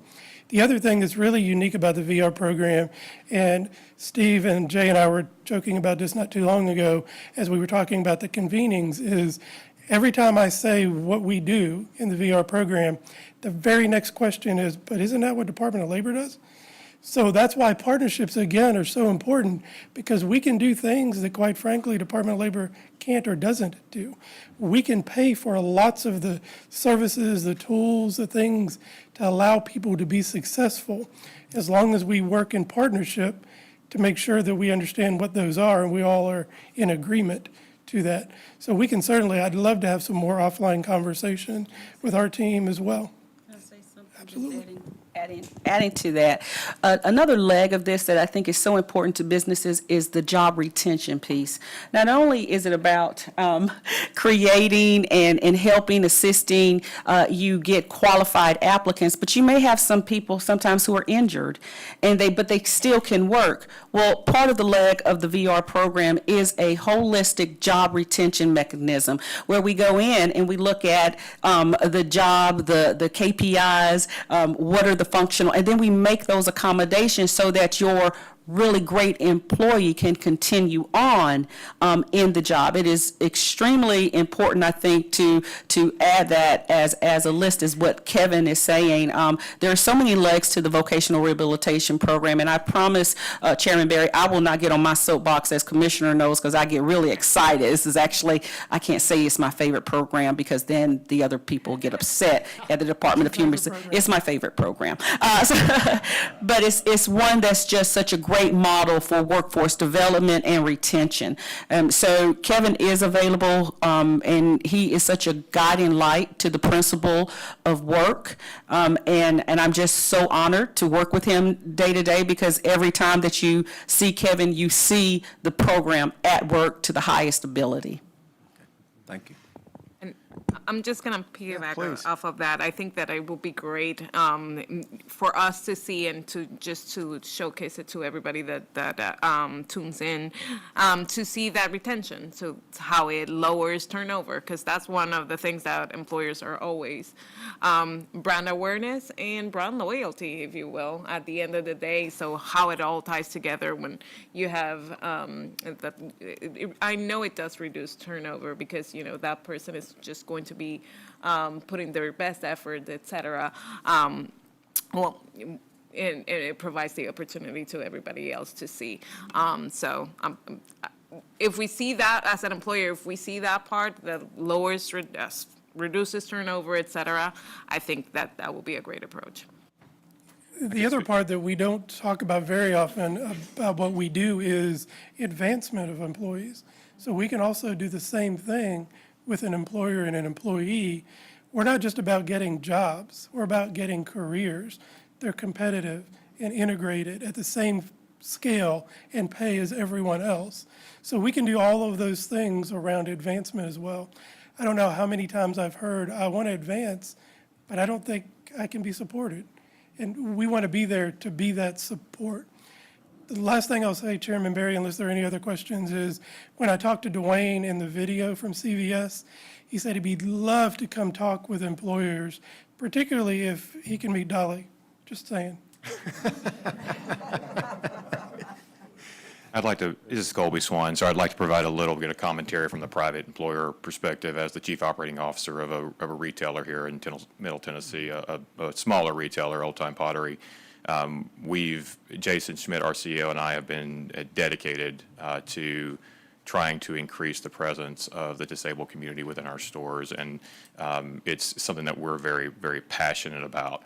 I think that, one, our challenge has been, even though we have top-down buy-in, obviously, from us, I think our challenge has been education with our store managers, our assistant managers, our frontline employees, both understanding what that community can bring to the table, but also, giving, not telling them this is something you have to do, but telling them this, educating them that it's something that you need to do. That will benefit you as a leader within your stores, because we do have, I would say, across our company, of our 800 employees, I would say we probably have 10 to 12 disabled at this point across our organization, which we feel like we need a lot more. But those individuals have been some of our most loyal and most productive employees that we have, and have been, have been in the company for multiple years, as much as 10 to 15 years in some cases, and a couple are in management positions or leadership positions now within the organization. So I think the challenge is helping our frontline employees or our store managers understanding, one, how they can best use those individuals, and two, the peer employees in the store, to really understand and not be afraid and not have that fear, right, of how to how to work and coexist with that community. So we're very supportive, and we really are making a commitment to doing that and increasing that within our own organization. And we're working with the Tennessee Department of Vocational Rehabilitation. I'm glad that we've now connected. I would love to connect with you as well, because we need multiple resources and attack this from multiple angles to make this a reality in our businesses in the state of Tennessee. Very good, thank you. Any other comments or questions for Kevin? Kevin, excellent report. Obviously a passionate topic for you and certainly for this board, a lot of interest. So thank you for that great update. Okay, let's take about 12 and a half minutes and break, and then we'll come back and get some more updates. Thank you.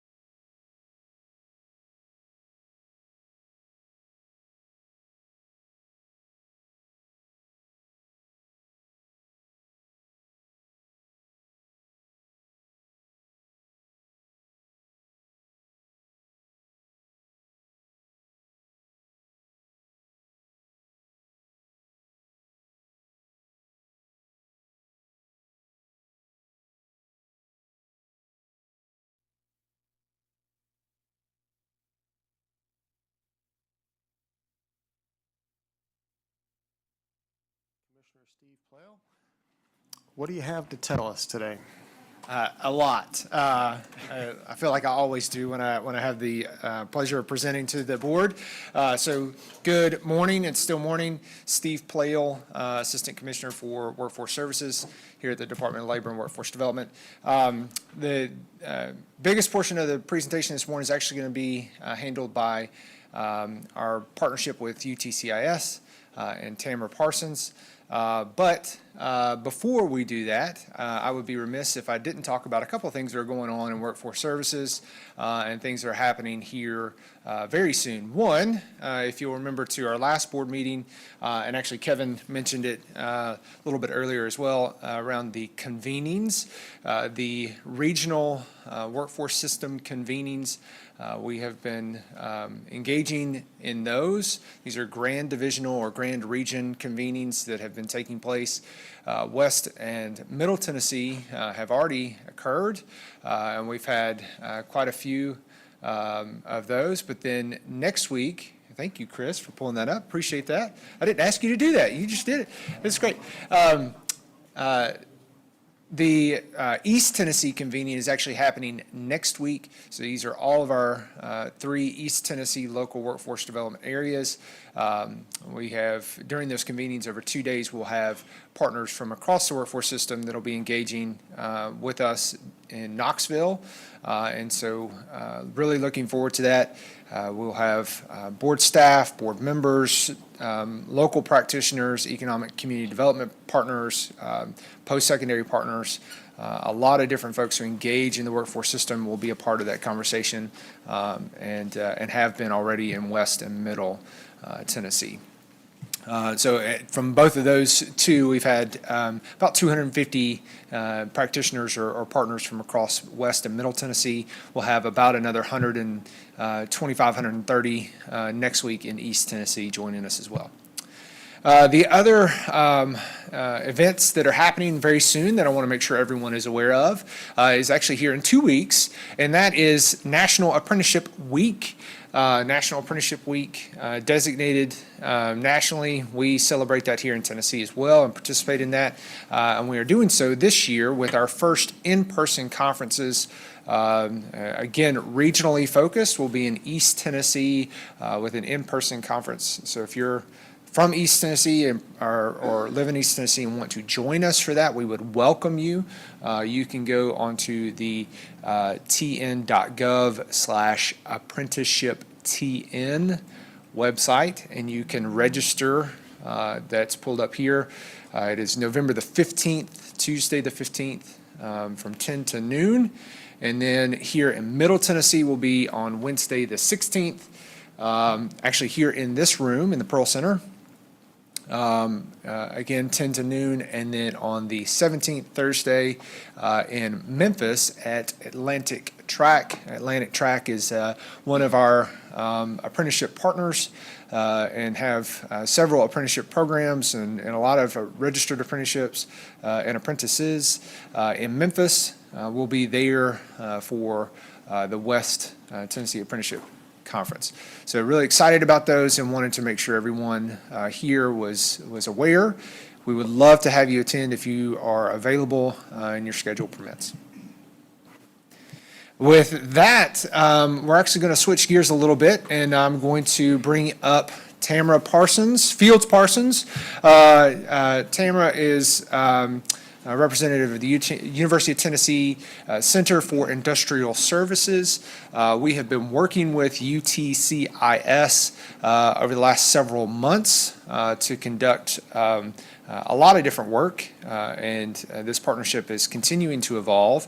But one of the main charges of our partnership with UTCIS is to develop a board certification process, a framework for state workforce board certification, which then we hope to be able to take and modify, adapt for our local boards when we're talking about excellence and performance excellence as we move forward. So she's going to be presenting on where we are to date and some of the drafts of things that we are looking to implement with this certification process for the board. We welcome and want your feedback. We were talking about this earlier this week. The worst thing that can happen right now is for you to not say anything. So we want you to say either good, bad, whatever it is. We want you to give us your feedback on where we are to date. Again, this will be a little bit of a higher level overview, but we want your feedback as we continue to go through this process to develop what this looks like. Tamara? Thank you, Steve. Everybody hear me okay? Okay. So this is what we're going to talk about just over the next several minutes. Quick overview.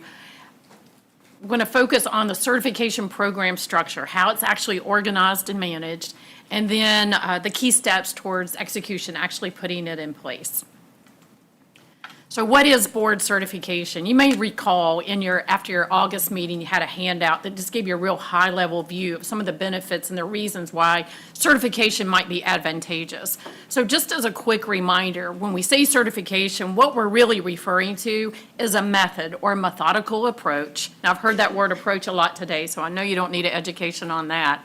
But it would do a few things for the board and for your local boards as well. One is to establish consistency. Certainly not cookie cutter, but consistency across the board in the processes. Also establish professional practice for all boards, and then ethical standards.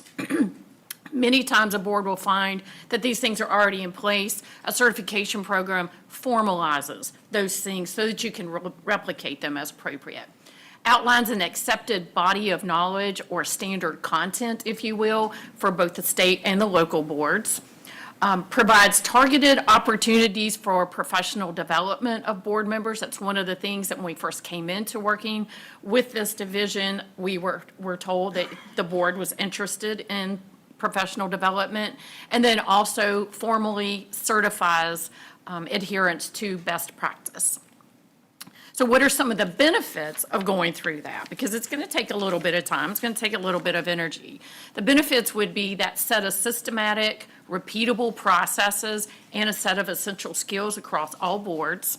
Also, a demonstration publicly that you're of credibility and the commitment to excellence. So we can proclaim publicly, we're not just talking about innovation and excellence, we've demonstrated it through the certification program.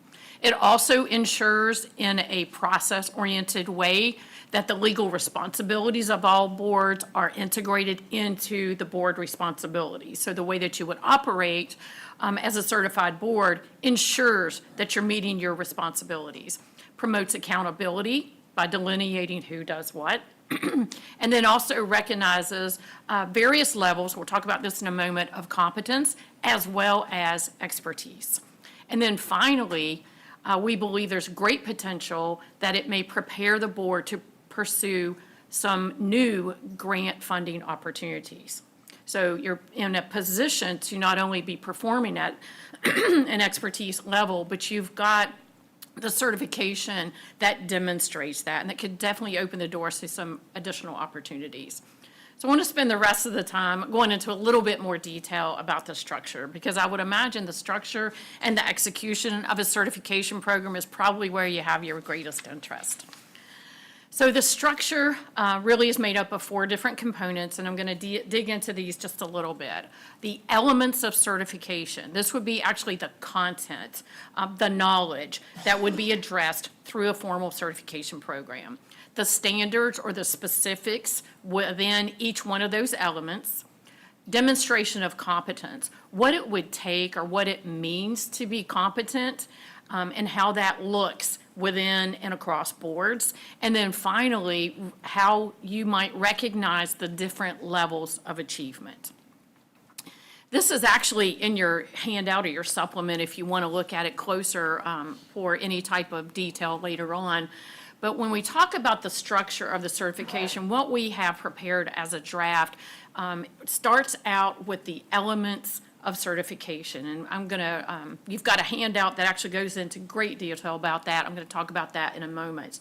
So for each one of those elements, that's the body of knowledge, the content, if you will, on which the certification is based. For each of those, there is a specific subset of standards. And those you might think of as the detailed requirements or guidelines that should be demonstrated for each element.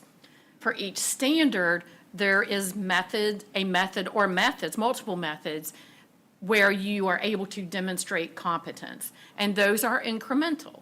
And you'll see here in a moment, they're based on a compliance level, maybe as the entry point or the foundational level. A more advanced level of competence would be called competent. So not only are you compliant with everything, but you're also deemed competent in the bigger world of all board performance. And then ultimately, role model or expert. Those would be our levels of achievement. So the elements of certification, what is often referred to in a lot of individual certification programs as a body of knowledge, falls into 6 different categories.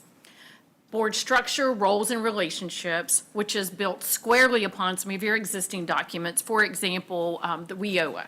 WIOA outlines some specifics that need to be met. So it will be based very much on things like the WIOA, your board charter, the bylaws, some of the policies that you just discussed this morning. Those would be the reference points for that element of certification. Next, also already in place would be identifying and demonstrating competence and even role model performance in board and board member responsibilities, outlining within each of the elements what the board is responsible for accomplishing, what committees are responsible for, board members, et cetera, and then assessing your ability to meet and even exceed those responsibilities.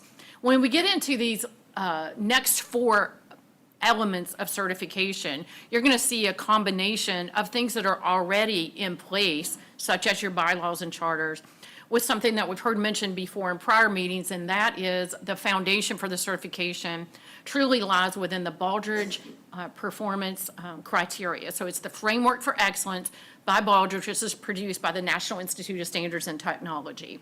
Those would be governance system, and really that's really more about how you ensure fiscal accountability, independence, and audits. It's how you function as a governing board. Strategic insight. There is a category within the Baldrige criteria that's dedicated solely to strategy development and deployment. And the standards within those elements would be around the board's responsibility within strategic planning. Performance management, which would include performance management, such as some of your reviews of KPIs and the decisions you make, as well as improvement, and something I hear here a lot also, and that's innovation. That would be under the umbrella of performance management. And then finally, but certainly critical to the work that you do, customer and partner engagement. Again, has a dedicated category within the Baldrige criteria. So these would be the 6 broad elements or categories, if you will, of certification. Within each of those, you'll recall within the structure, there are specific standards that would be outlined for each element, multiple standards, and it would identify the actions that are critical to actually achieving certification for that element. So there'd be 6 categories within each one of those. There would be sets of standards. We mentioned in that broad diagram of structure that there would be demonstration of competence.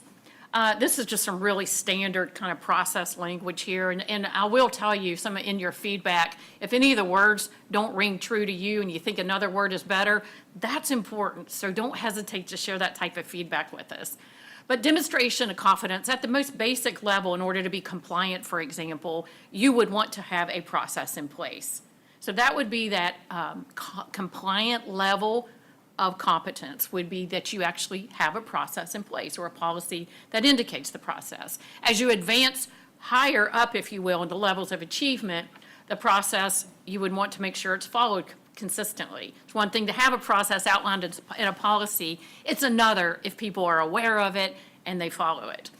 As we progress in the demonstration of competence, then a process is actually reviewed on some type of regular basis, not every year probably, but on a regular basis to make sure, is it actually still working the way it's intended to? Does it meet today's needs? Because they're probably different than 5 years ago.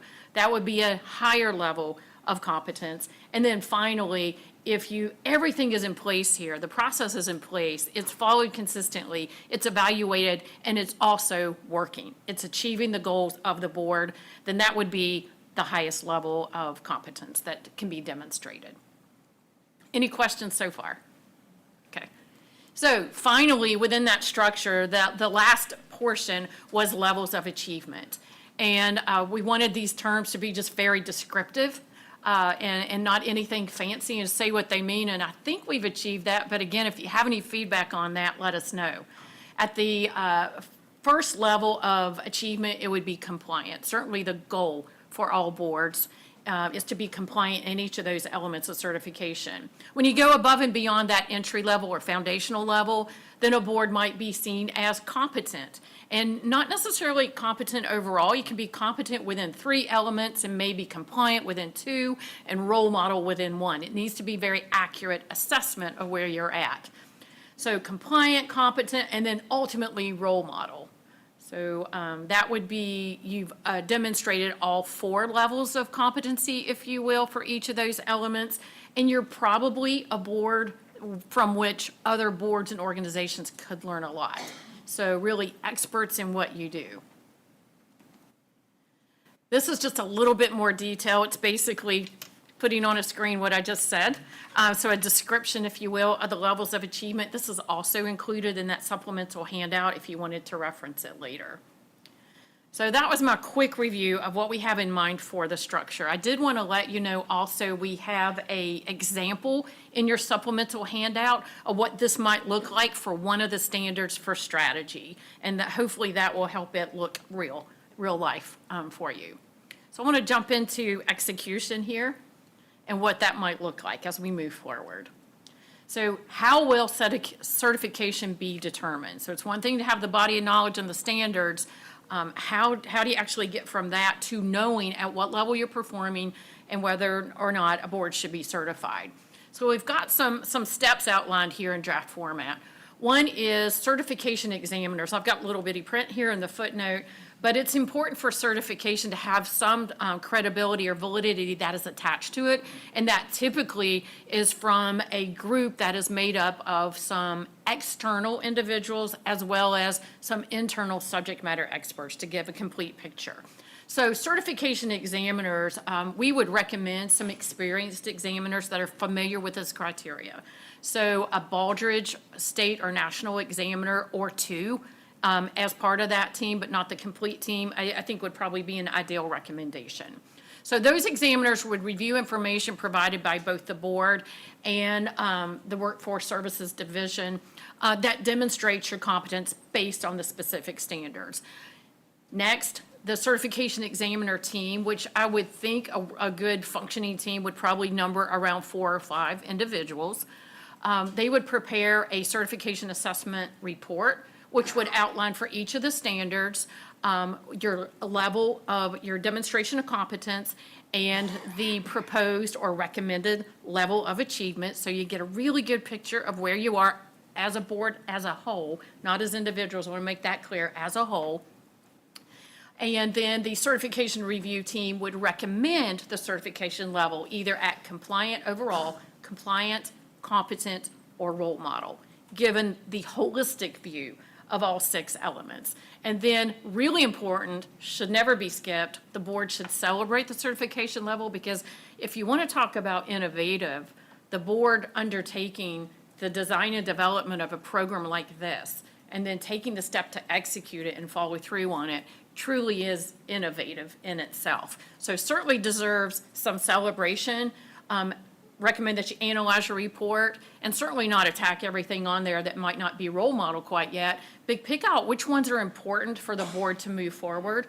And then we will, as part of this package, provide some resources and best practices that you could use and you can review and say, hey, this looks good, let me look into that further. I might want to adopt that practice.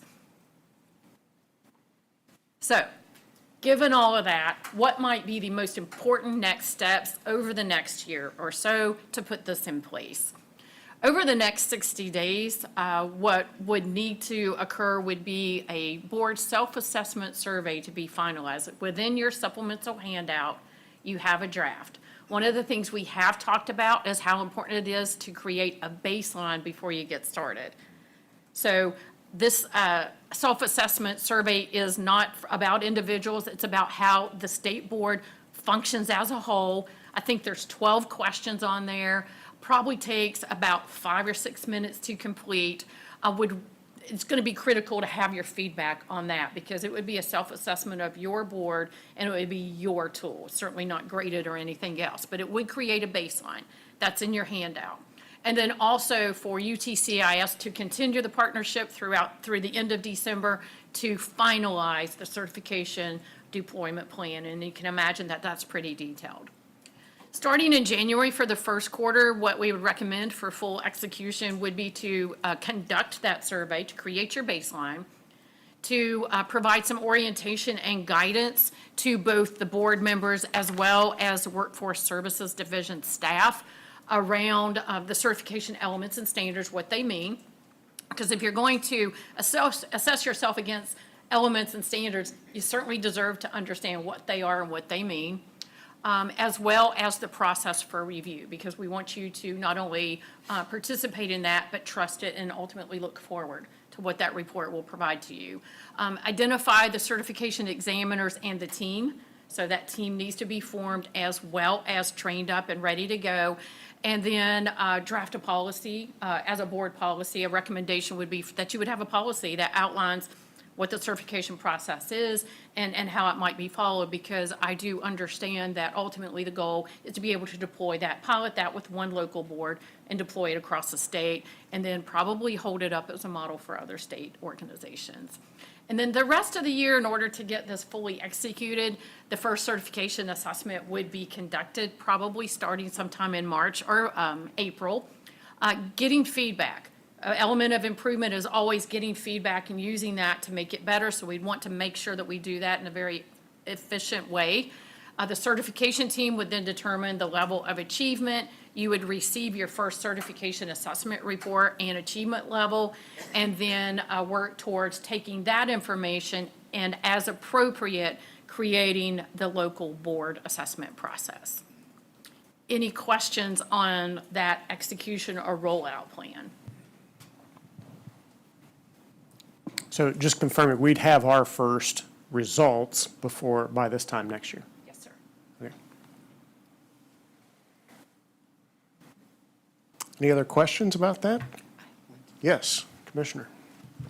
So just one point of emphasis. So around the folks that support the board, I think that has to go beyond just a division. Okay.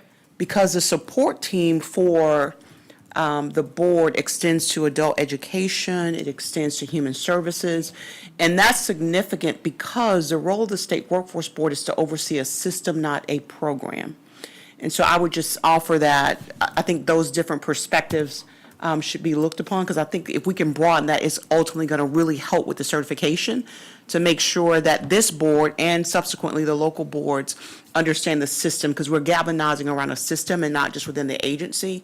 And it takes a lot to say that because it's labor, and I would love for us to be but we are really just one cog in the wheel. And so I think that would be very helpful. If we could just incorporate that, that would be beneficial. Absolutely. Thank you. Thank you. What else? Will we have a review of the self-evaluation report or anything like that? Yeah, absolutely. I think any effort such as this needs to be completely transparent, and that's built into the drafts that we have right now. That's the intent, 100% transparency. Absolutely. Another good question. What else? And then how's the survey and evaluation being distributed? Who's that coming from? How are we seeing it? What will it look like to us? So let me clarify, make sure I understand. There is a board self-assessment, which is the 12-question tool, and then there's the entire assessment, which is the certification process. You're asking about both, probably? Right, and it's like, I know we have the draft in our handout. We're supposed to fill that out, scan it, send it to you, or if somebody sent it to us, give Okay. us some logistics here. Now I'm on board, thank you. Once that draft, we've got agreement and support from everyone of that draft, we will create that survey in a confidential electronic format and then distribute it that way. Okay, And and then it'll share the come results. from your department to board members? Yes, I would imagine so, although we've done other surveys, I think that you distributed, right, Steve, within your area. That kind of detail needs to be whatever works for you all. Okay, just so we have good communication, so we know what to expect, and things like that don't get stuck in spam folders and so on. Yeah, absolutely. floor. Chairman, I think we would defer to your will there, right? However you would like that to come, if it would, we have done some other kind of blind surveys that have come from UTCIS that we have promoted for our staff. We could do the same thing here, right? It would come from UTCIS, but then we would push out to the board for that self-assessment. However, we can talk through those details. Sounds like it probably comes through Eiler, and that way we Correct. know it's legit. And- Yes. Yeah. That's Yeah, important. everything would come through Eiler, obviously, yeah. Now I know where the stamp of approval and legitimacy comes from. That's right. That was helpful. Okay. What else? Anything else we need to know? You know, this has been something that we've been talking about for a while. I have to say it's been not that clear necessarily for me over the last year and a half, but I really appreciate this presentation. I think this really clarifies it, makes it very actionable, so it feels like we've actually made some progress here, so thank you very much. Absolutely. We're excited about being part of it. Anything else? If I can just add a little bit more context to, Chairman, to your question, and also to what was presented around that external validation, right, that team of individuals. I think we still have, and we would welcome your feedback, board members, around who should do that, right, who should be included in that team, and then who is actually going to be the one to put their stamp of approval on this, right? It shouldn't, I don't think, come from a department, right? It should come from probably someone external or who has the authority to do that. We would welcome your thoughts and input and feedback on what that could or should look like. Okay. All right. Yes, Stuart? Thank you again for that presentation. It was awesome. In the context of the decision point to bring you on board to go through all this, were there opportunities to share, and maybe you had it in your presentation, I just missed it, some testimonials about with other boards that you've worked with and feedback, and so that we can have a sense of, wow, this is some of the expectation that we will realize through this? We have that through our research building up to this point. No, I did not include that explicitly in the presentation, but it's behind the scenes, if you will. We have reached out either through actual online research or conversation and interviews, a number of boards, both across the state and nationally, that have pursued some form of certification. I truly would put this up there as one of the best it's forming, because it's taking what works for everyone and putting it in place. And yes, there are some very good comments, if you will, and demonstrations of benefit from it. I'd be very happy to group that together and pass that on to Steve and have that distributed and made available to you all. And I think you'll recognize some of the organizations, both nonprofit and in the private sector and government, that have pursued something like this and what they've seen. I think you'll definitely recognize some of them. Be happy to do that. I've got a question about the Malcolm Baldrige processes. So at the end of the day, you'll basically receive certification from a Baldrige certification. Is that correct? Well, actually, it's very close. It's about as close as you can get without actually getting it straight from the Department of Commerce, who manages the Baldrige program. Both Paul and I are examiners for the program, and Paul has a number of people on his team that are examiners. So it is directly aligned. It is probably the most aligned thing I've seen in a long time with the Baldrige criteria, but only the Department of Commerce can designate an organization as a Baldrige recipient. That's a separate process. Should you ever want to go that route, you'd be very prepared. So Don Fisher, are you familiar with Don? I would count myself as a friend with Don Fisher, and I understand he's undertaken a new venture in the last few months here in Memphis. Yes. Right. Yes. Written a lot of good books about Very the topic. impressed with that whole Baldrige process, so. Good. Well, great. I'm glad to hear that. Good. Anything else? Thank you. I appreciate your time. Absolutely. And we're looking forward to getting this underway and rolling. So next, we're going to hear adult education. I'm sorry, Steve, do you have other? All right. Well, let's hear adult education. And Jay Baker, what do you have for us?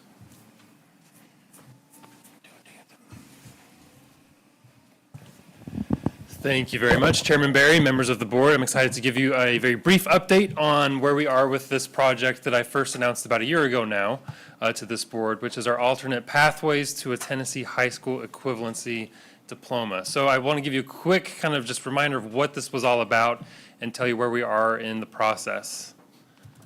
So this diploma, as hopefully everyone is aware, it's an official secondary school credential in Tennessee. It allows entry into post-secondary training, jobs, promotions into better jobs, just like your regular high school diploma.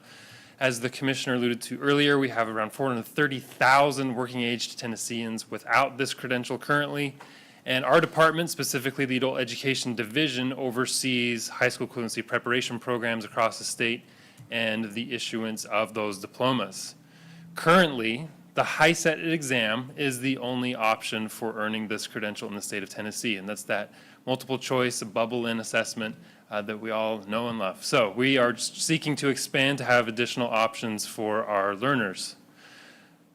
Quick background on who our learners are and why they're in this in the first place. Most of them are in our program seeking to better themselves with post-secondary opportunities and work opportunities. You can see the statistics here. 65% have indicated when they've been surveyed they want to go to college, they want a better job. The data bears this out within our state. When we've looked at the occupations that are considered in demand, 120 of them, 90% require a high school diploma. 38% require higher than a high school diploma. And to get higher than a high school diploma, you have to have a high school diploma. So there's a real need here. It leads to higher wages. You can see here the median earnings grow as educational attainment grows. And some recent analysis we've done within our division with the help of our Wired team, you can see that the difference just within our program, within our students, of a period before earning their high school equivalency to 6 months after, that's a 17% increase almost in their wages. A year out, they're at a 32% increase in wages. So this is a huge deal for these folks to get that credential. Finally, in terms of labor force participation, again, the commissioner alluded to this. When we're just looking at the working age, it's 49% of labor force participation rate for those without a high school diploma, and dramatically increases as they increase their education attainment. And if we isolate the group of folks who are just 25 and up, and that's the preponderance of folks that we serve in adult ed, that number drops, and thanks to the commissioner for that big red arrow, which to really illustrate how low that number is, 35% of those folks who do not have a high school diploma. That's our labor force participation rate. Again, the opportunity and the challenge is enormous. So how is this current diploma pathway a problem with the HiSET being the only option? Again, it's a high stakes multiple choice assessment. That in and of itself is a barrier. We know it's a very stressful environment for students. And our students tell us time and time again, can we have other options? I'm really struggling on this high stakes multiple choice math exam. So many students have come to us with that. Other states also are creating alternate pathways. We do not want to be late to the party. We want to be innovators in Tennessee. And so we want to make sure we are up there with some of the states who are leading in this work. One of the final points to drive it home, over the last several years, we have seen a decrease in our diploma attainment rate. A lot of changes were made back in 2014 with the GED exam and the HiSET exam, the way they redesigned and realigned some of the competencies that are there, and you can see the results there. So our current pathway is narrow to illustrate it, and we know we can broaden our workforce pipeline by getting additional options for this diploma. So to recap where we are in terms of our proposal, all these folks that come to a diploma, if we still want to give the HiSET as an option, but also add a TCAT diploma or certificate, as well as a custom pathway where they can sort of mix and match the different academic competencies, leads to many more happy graduates and many more opportunities to go to training, college, and jobs. And forgive my goofy graphic there, but it is true. We want happy graduates. So here it is in a nutshell. This is the same checklist that I provided to the board, I think 6 months ago when I last talked about this. So what we are proposing, what we have proposed, is that we add TABE as well as work keys assessments for math, reading, and writing. And for science and social studies, for now, HiSET is still the primary option there until other options become available. And we hope that this is just the beginning of many opportunities in the years to come of looking at alternate options, including looking at portfolio-based assessments, work experience, military experience. But we need to start somewhere, and the infrastructure for these exams and assessments is already in place. So that brings us to where are we in this whole process of getting this approved? You may recall that the State Board of Education is the governing body that has the ultimate say over these pathways. And so last week I had the opportunity to go and present this information to the State Board of Education, and they seem to be unanimously very receptive to us moving forward with this. So our next steps is that the State Board of Education will deliberate and likely formalize a change. We don't know if they will accept it outright, as I just very quickly summarized for you, or if they will recommend some adjustments. But again, they do seem to be unified in moving forward in some way, shape, or form. So if all things go well, they said possibly we could look at formalizing that in February at their next board meeting, and then we would try to implement next summer. So really excited about the progress on this. Thank you to this board for your support, and we will continue to update as we go along.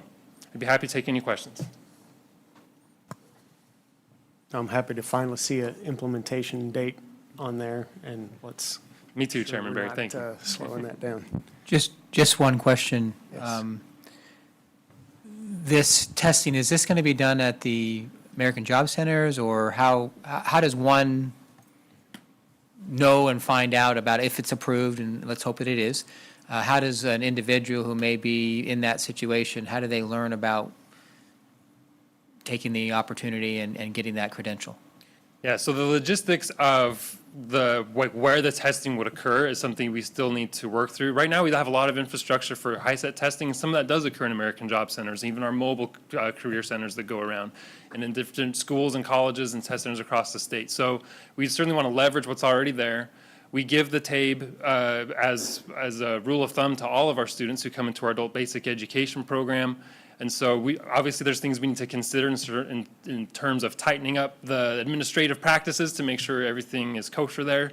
But we would certainly do our due diligence to do marketing and outreach to get the word out, like, hey, here are new avenues to pursue this credential. There's still a lot of work to be done and logistics to figure out, but that's very much top of mind. Thank you, Jason. Any other questions for Jay? Yes, Do we have any, I'm sure the answer is there's a dashboard on the website, but do we have data below that 35% number? I mean, what's the age the demographics or age in that group? Yes, we absolutely can drill in. Again, that was just zooming in that 25 and up. Yeah. Obviously, there's that retirement crowd that we talked about earlier that falls within that category. Right. There's, in fact, that 450,000 statistic I gave you, that's the working age. If we look into the 65 and up population, that number grows to almost 700,000 of folks who do not have a diploma. And so, yeah, there's all fun little nuggets we can pull out of that, but again, the need is huge. I have a question. Do we have an understanding of where the education rate in Tennessee, as far as it goes with high school diplomas, maybe compares nationally, and how that affects our ability to be competitive with other states? Are you asking about like a regular high school diploma within the K-12 system? No, adult education specifically. Yes. So I don't have that in front of me. I do know that across the nation, the trend in less enrollment and fewer credentials attained has been pretty uniform across the country.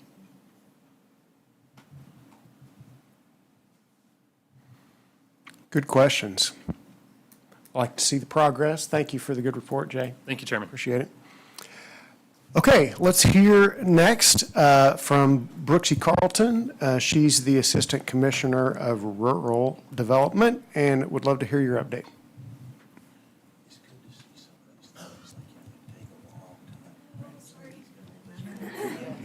Hiding in the back. So I've been here most of the morning and got to hear most of the updates, and I love how much rural was discussed. And the commissioner asked me to come and talk about just what is going on in general around the state with rural development and what our department is working on. So most of you are probably familiar with the Tennessee Department of Economic and Community Development. We have kind of two different areas. We have our business development team that focuses on recruiting jobs to the state. We're the ones putting so much pressure on y'all to increase the labor force participation rate because we've been announcing lots and lots of jobs and have lots of positions to fill.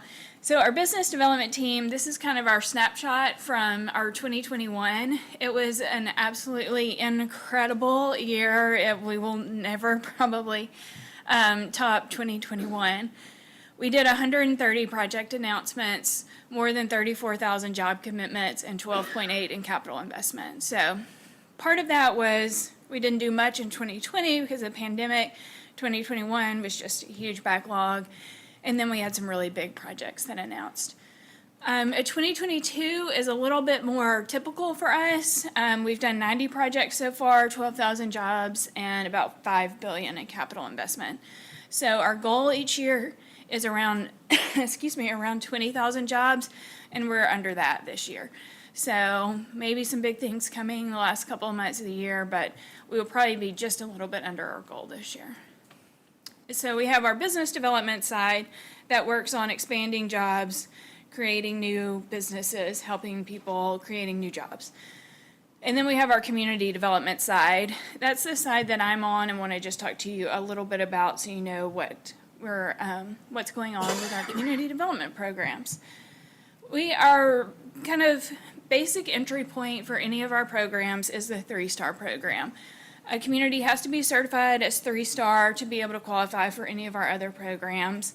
Every community but Davidson is certified, and that is really a strategic planning program. So we require communities to do a strategic plan. One of their goals has to be focused on workforce development, and then we help them with grants to implement their strategic plans. So that's our basic. We support some entrepreneur centers across the state, and then one of our other big programs is our Main Street program. We have 43 communities that are certified Main Street, 68 that are Tennessee Downtowns communities, and those are our downtown investment programs. So making sure that we are concentrating on developing events in your downtowns and fun projects in your downtowns, historic preservation, and creating jobs. So our rural development funding, 92% of our funds have been distributed to rural Tennessee communities. The other 8% have to also impact rural communities. We've done more than $242 million in grants since 2020, and that's more than 800 grants. So we do tons of grant making. We support lots and lots of rural communities. This is our team. Rachel Selby is our Deputy Assistant Commissioner. Taylor Beatty is our broadband director. Kent Archer develops our community infrastructure programs. We do lots of water and sewer projects. And then these are our directors for our programs. I can get you this presentation if you want to reach out to any of these folks. So how do we help? Our programs, we'll go over them a little bit more, but we do a lot of site development, industrial site development, to make sure that communities have an opportunity to recruit businesses, grow industry in their community. As I mentioned, we do tons and tons of grants. We do $5,000 grants. We do $500,000 grants. We do kind of the whole gamut. Infrastructure planning is becoming really important. There's lots of money out there for things like water and sewer right now. We need to make sure that the communities are planning for that and have a good plan in place before they do that.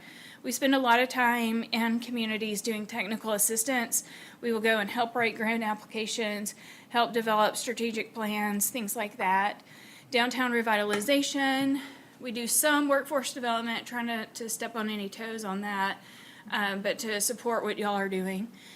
Placemaking and supporting small businesses is a big part of our department. And then historic development. We have several grant programs now that help to maintain historic buildings. Who do we help?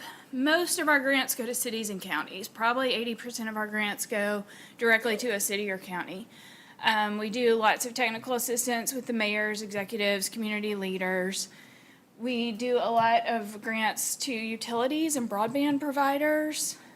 We have chambers, economic developers, businesses, and we partner with lots of federal and state agencies. And then we have our small business programs that help entrepreneurs and startups.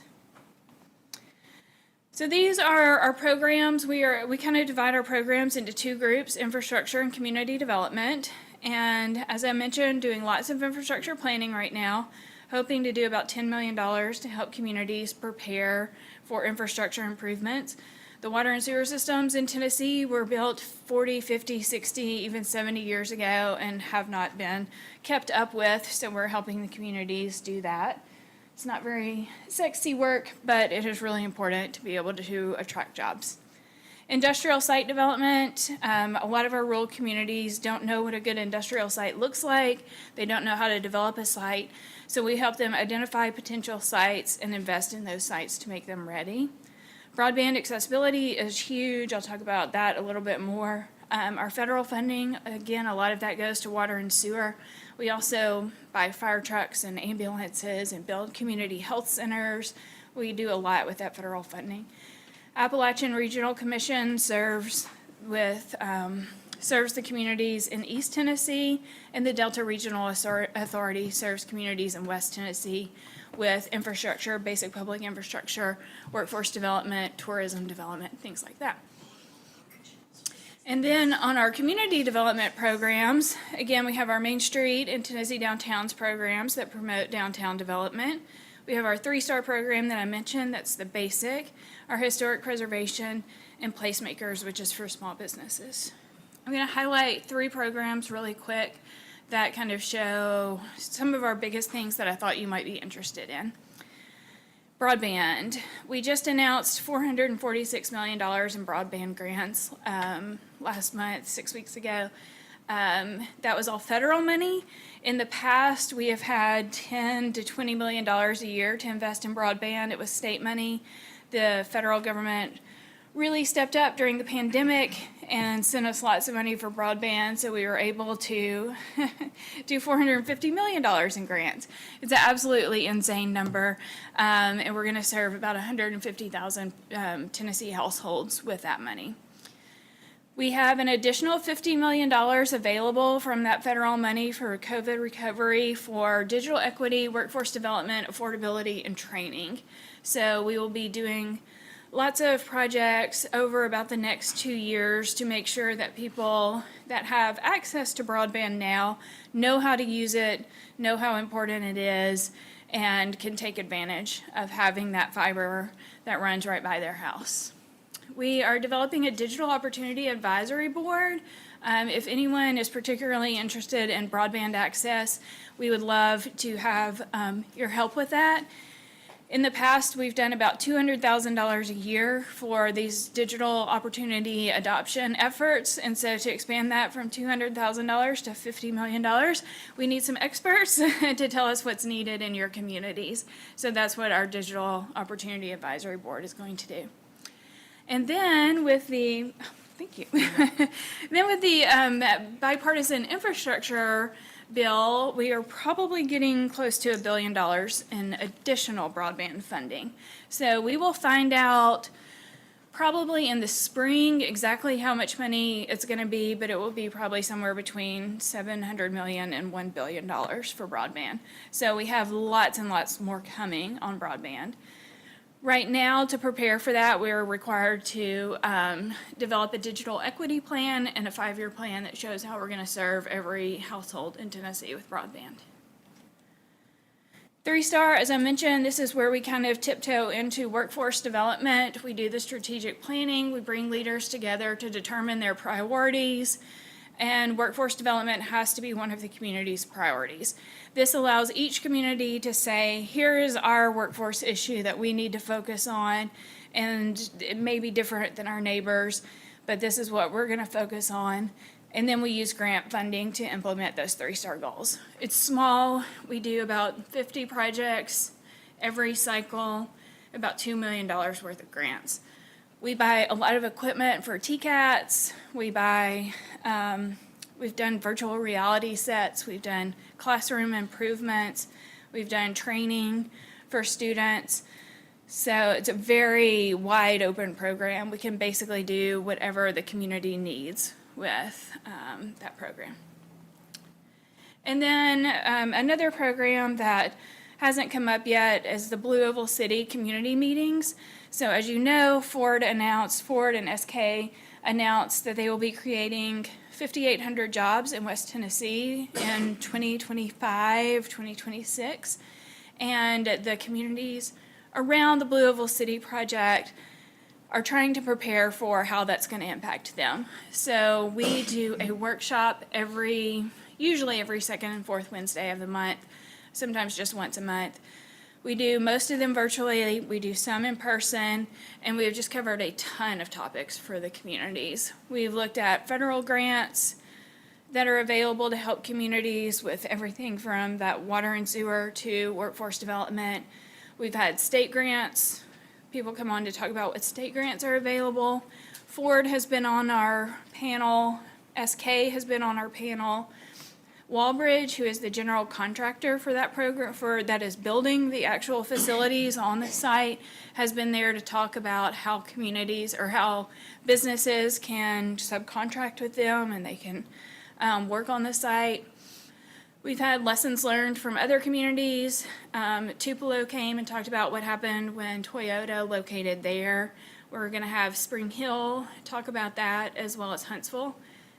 We talk about workforce development resources, the role of the Mega Site Authority, which is a new thing in Tennessee, and advice from economic developers. So those have been some of our sessions. If you're interested in those, our mailing list at this point is about 600 people that we reach out to every couple of weeks to let them know that these meetings are happening. So several of your team members, I see Christy in the back, have been on those sessions in the past, and we really appreciate that. And then again, I can provide this slide deck to you if you're interested in any of this, but there's tons of information on our website about our programs. We give you information about how a community can qualify for each of our programs. We have a dashboard that shows how much we've invested in every community across the state, what programs they've participated in, how much they got in 2012, how much they got in 2022. It's very comprehensive, shows every grant we've done over more than 10 years. We have a calendar that shows all of our events. We have a county profile tool that would probably be pretty helpful to a lot of you. It's good if you're working on grant applications or anything like that. It has a lot of workforce grant, it has a lot of workforce information, it has labor force participation rate, has largest employers in a community, unemployment rate. A lot of the data that we get from Department of Labor just puts it all in one place. Our Tennessee Smart Start program website is to help new businesses start. So if you hear somebody that wants to start a new business, they go there and it walks them through every step that they need to take to start a new business. And then we have tons of pictures on our Flickr page and our Mastered in Tennessee site. Please steal those, please use them. We pay a lot of money for them, they're beautiful. Use them all the time. So just a little bit of information about what else is out there. That's all I've got. Any questions about ECD or our rural development programs? Brooksy, it's pretty exciting to see the amount of work that's being done, but then to know the infusion of money that's going into that we'll be able to really explode that Yes, investment. we're lucky to have a lot of state and federal money right now that is going into rural development. The governor is very, very focused on rural development and helping our most distressed and rural communities. So. Yep, I know, like you've already heard us talk about it a lot, and I know that it's a topic that's always top of mind for this group. What other questions do you have for Brooksy? Yes, please. First of all, Brooksy, thank you. I know how busy you are, but I thought it was very important for the board to hear some of the things that I've been privy to. I know Jody Sliger over the 3-Star has reached out, and we're excited about being able to take part in those conversations. But the key for this was really to look at the intersectionality between the State Workforce Board and the workforce development that you touch on with your department. Can you speak a little bit about how can we leverage some of the concerns, priorities from this State Workforce Board to influence that workforce development intersection? Yes, absolutely. We would love to have y'all be a part of your local 3-Star strategic planning. We would love to have more workforce development people involved in that, so helping us reach out when we're setting up those meetings to make sure y'all are represented there would be excellent. The other thing that we want to do with the 3-Star program is, in the past, it's kind of been every year there's a whole new set of goals. And we want to be more focused on, okay, last year your goal was to support this specific program at your TCAT and get more students in there. What was the outcome of that, and what's the next step that leads from that? So it's not just, well, this year we want to focus on elementary school, and then the next year we want to focus on, some specific industry in our community. Let's think about this a little bit more strategically and make sure we're transitioning, or making sure we're tracking those goals and building off the goals from year to year. And then, of course, we need your involvement in saying, okay, this community is proposing to do this activity. Does that make sense based on what you know about the community? So we appreciate y'all helping us review those grant applications. What else? Great report. Thank you so much, Brooksy. Thank you. Okay, and then we want to hear a fiscal update, and we always like to hear from Ivan Greenfield. So come on up here and tell us how we're doing financially.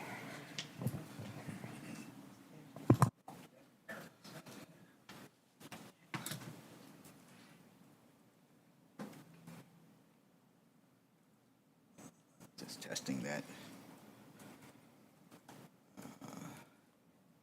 There we go. Okay. Good afternoon, everyone.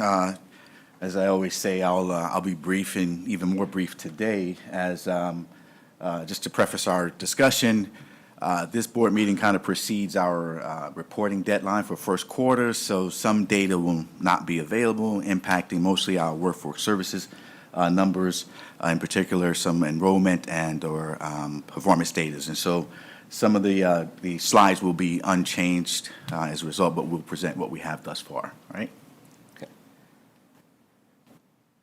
So for first quarter 2023, we see that we have $113 million in total funding of authorized funding for our key partners, workforce services, adult ed, vocational rehabilitation.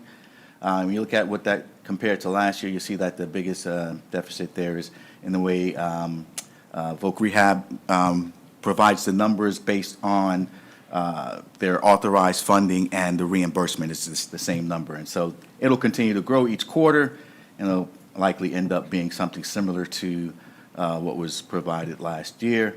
Also, we've talked in the past meeting about some declination funding around our formula dollars, and so you see a slight dip there as well. When we look at expenditures over the first quarter, $23.6 million. Again, you'll see that that number is kind of way down, and we'll talk more as we look at each partner's numbers, a little bit more about why that number is where it is. And then this carryover, we introduced this primarily on our workforce services programs, and that number represents funding that's carried forward from our multi-year awards. You see that's at about $25 million there. So next slide, just looking at workforce services specifically. See that overall is at $85 million in authorized funding. You see it's pretty consistent. I talked a little bit about declination in our formula dollars. You see that $4 million difference, or about 10% there in the funding overall, authorized funding. Expenditures are considerably down. There's a couple of things that contribute to that. At the top of that is most of the formula allocation, 2/3 of that is received in this first and second quarter, but only about 14% of that is actually sent out to the local boards in the first quarter. And so that's a reason why that's down. Also, we talked about some delays in our processes last time around as well. So contracting was more at the end of the quarter, and so reimbursements associated with those contracts were down as well. And then just the overall fact that the quarter end hasn't closed, we'll see some adjusting entries there as well. So come December or March, when we report our December numbers, we should see a significant increase in those numbers. And then again, primarily the carryovers in the workforce services. This is enrollment data the data was not available as of the close of the period, so you see this just a repeat of what we talked about last time. Looking at adult education, you see they're pretty, authorized funding is pretty consistent at 13.5 million. They're trending just under 3 million. Their expenditures are trending and similar to what last year is, and a slight carryover of 361,000. A good note or observation is that we see that in the first quarter, they have about 50% of their total enrollments over last year in total, which is certainly a great improvement there. And then looking at Voc Rehab, we talked about how their funding authorization equals their expenditures in the way that they report, but also looking at their enrollments, a nice significant improvement over last year, about 75% of their enrollments in the first quarter compared to all of last year, and so nice numbers there as well. And so, is there a question? Oh, sorry. And so, looking at state key performance metrics, again, that's federal numbers, and those numbers won't be out until November 14th. And so, for us, it's the same. I'm sorry, I'm mixing the two up. Let's step back. Key performance metrics for program-specific metrics are out, and we talk about those here. 17 of the 22, we added a couple. You'll see, the next slide, we'll list out those performance metrics and programs. You see that 17 of the 22 were either approaching or having met or exceeded expectations. And then, just looking at that slide, you'll see, most of you are pretty familiar with this, the programs listed on the left there. Performance measures in the middle, the targets, actuals.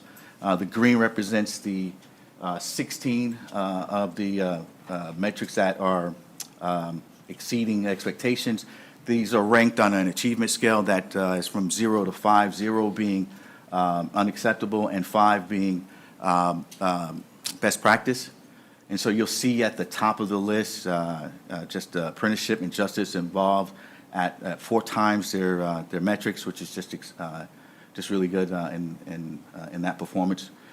We see that this yellow or gold is at a 3 or approaching, but then there's a couple too at the red here on the National Dislocated Worker.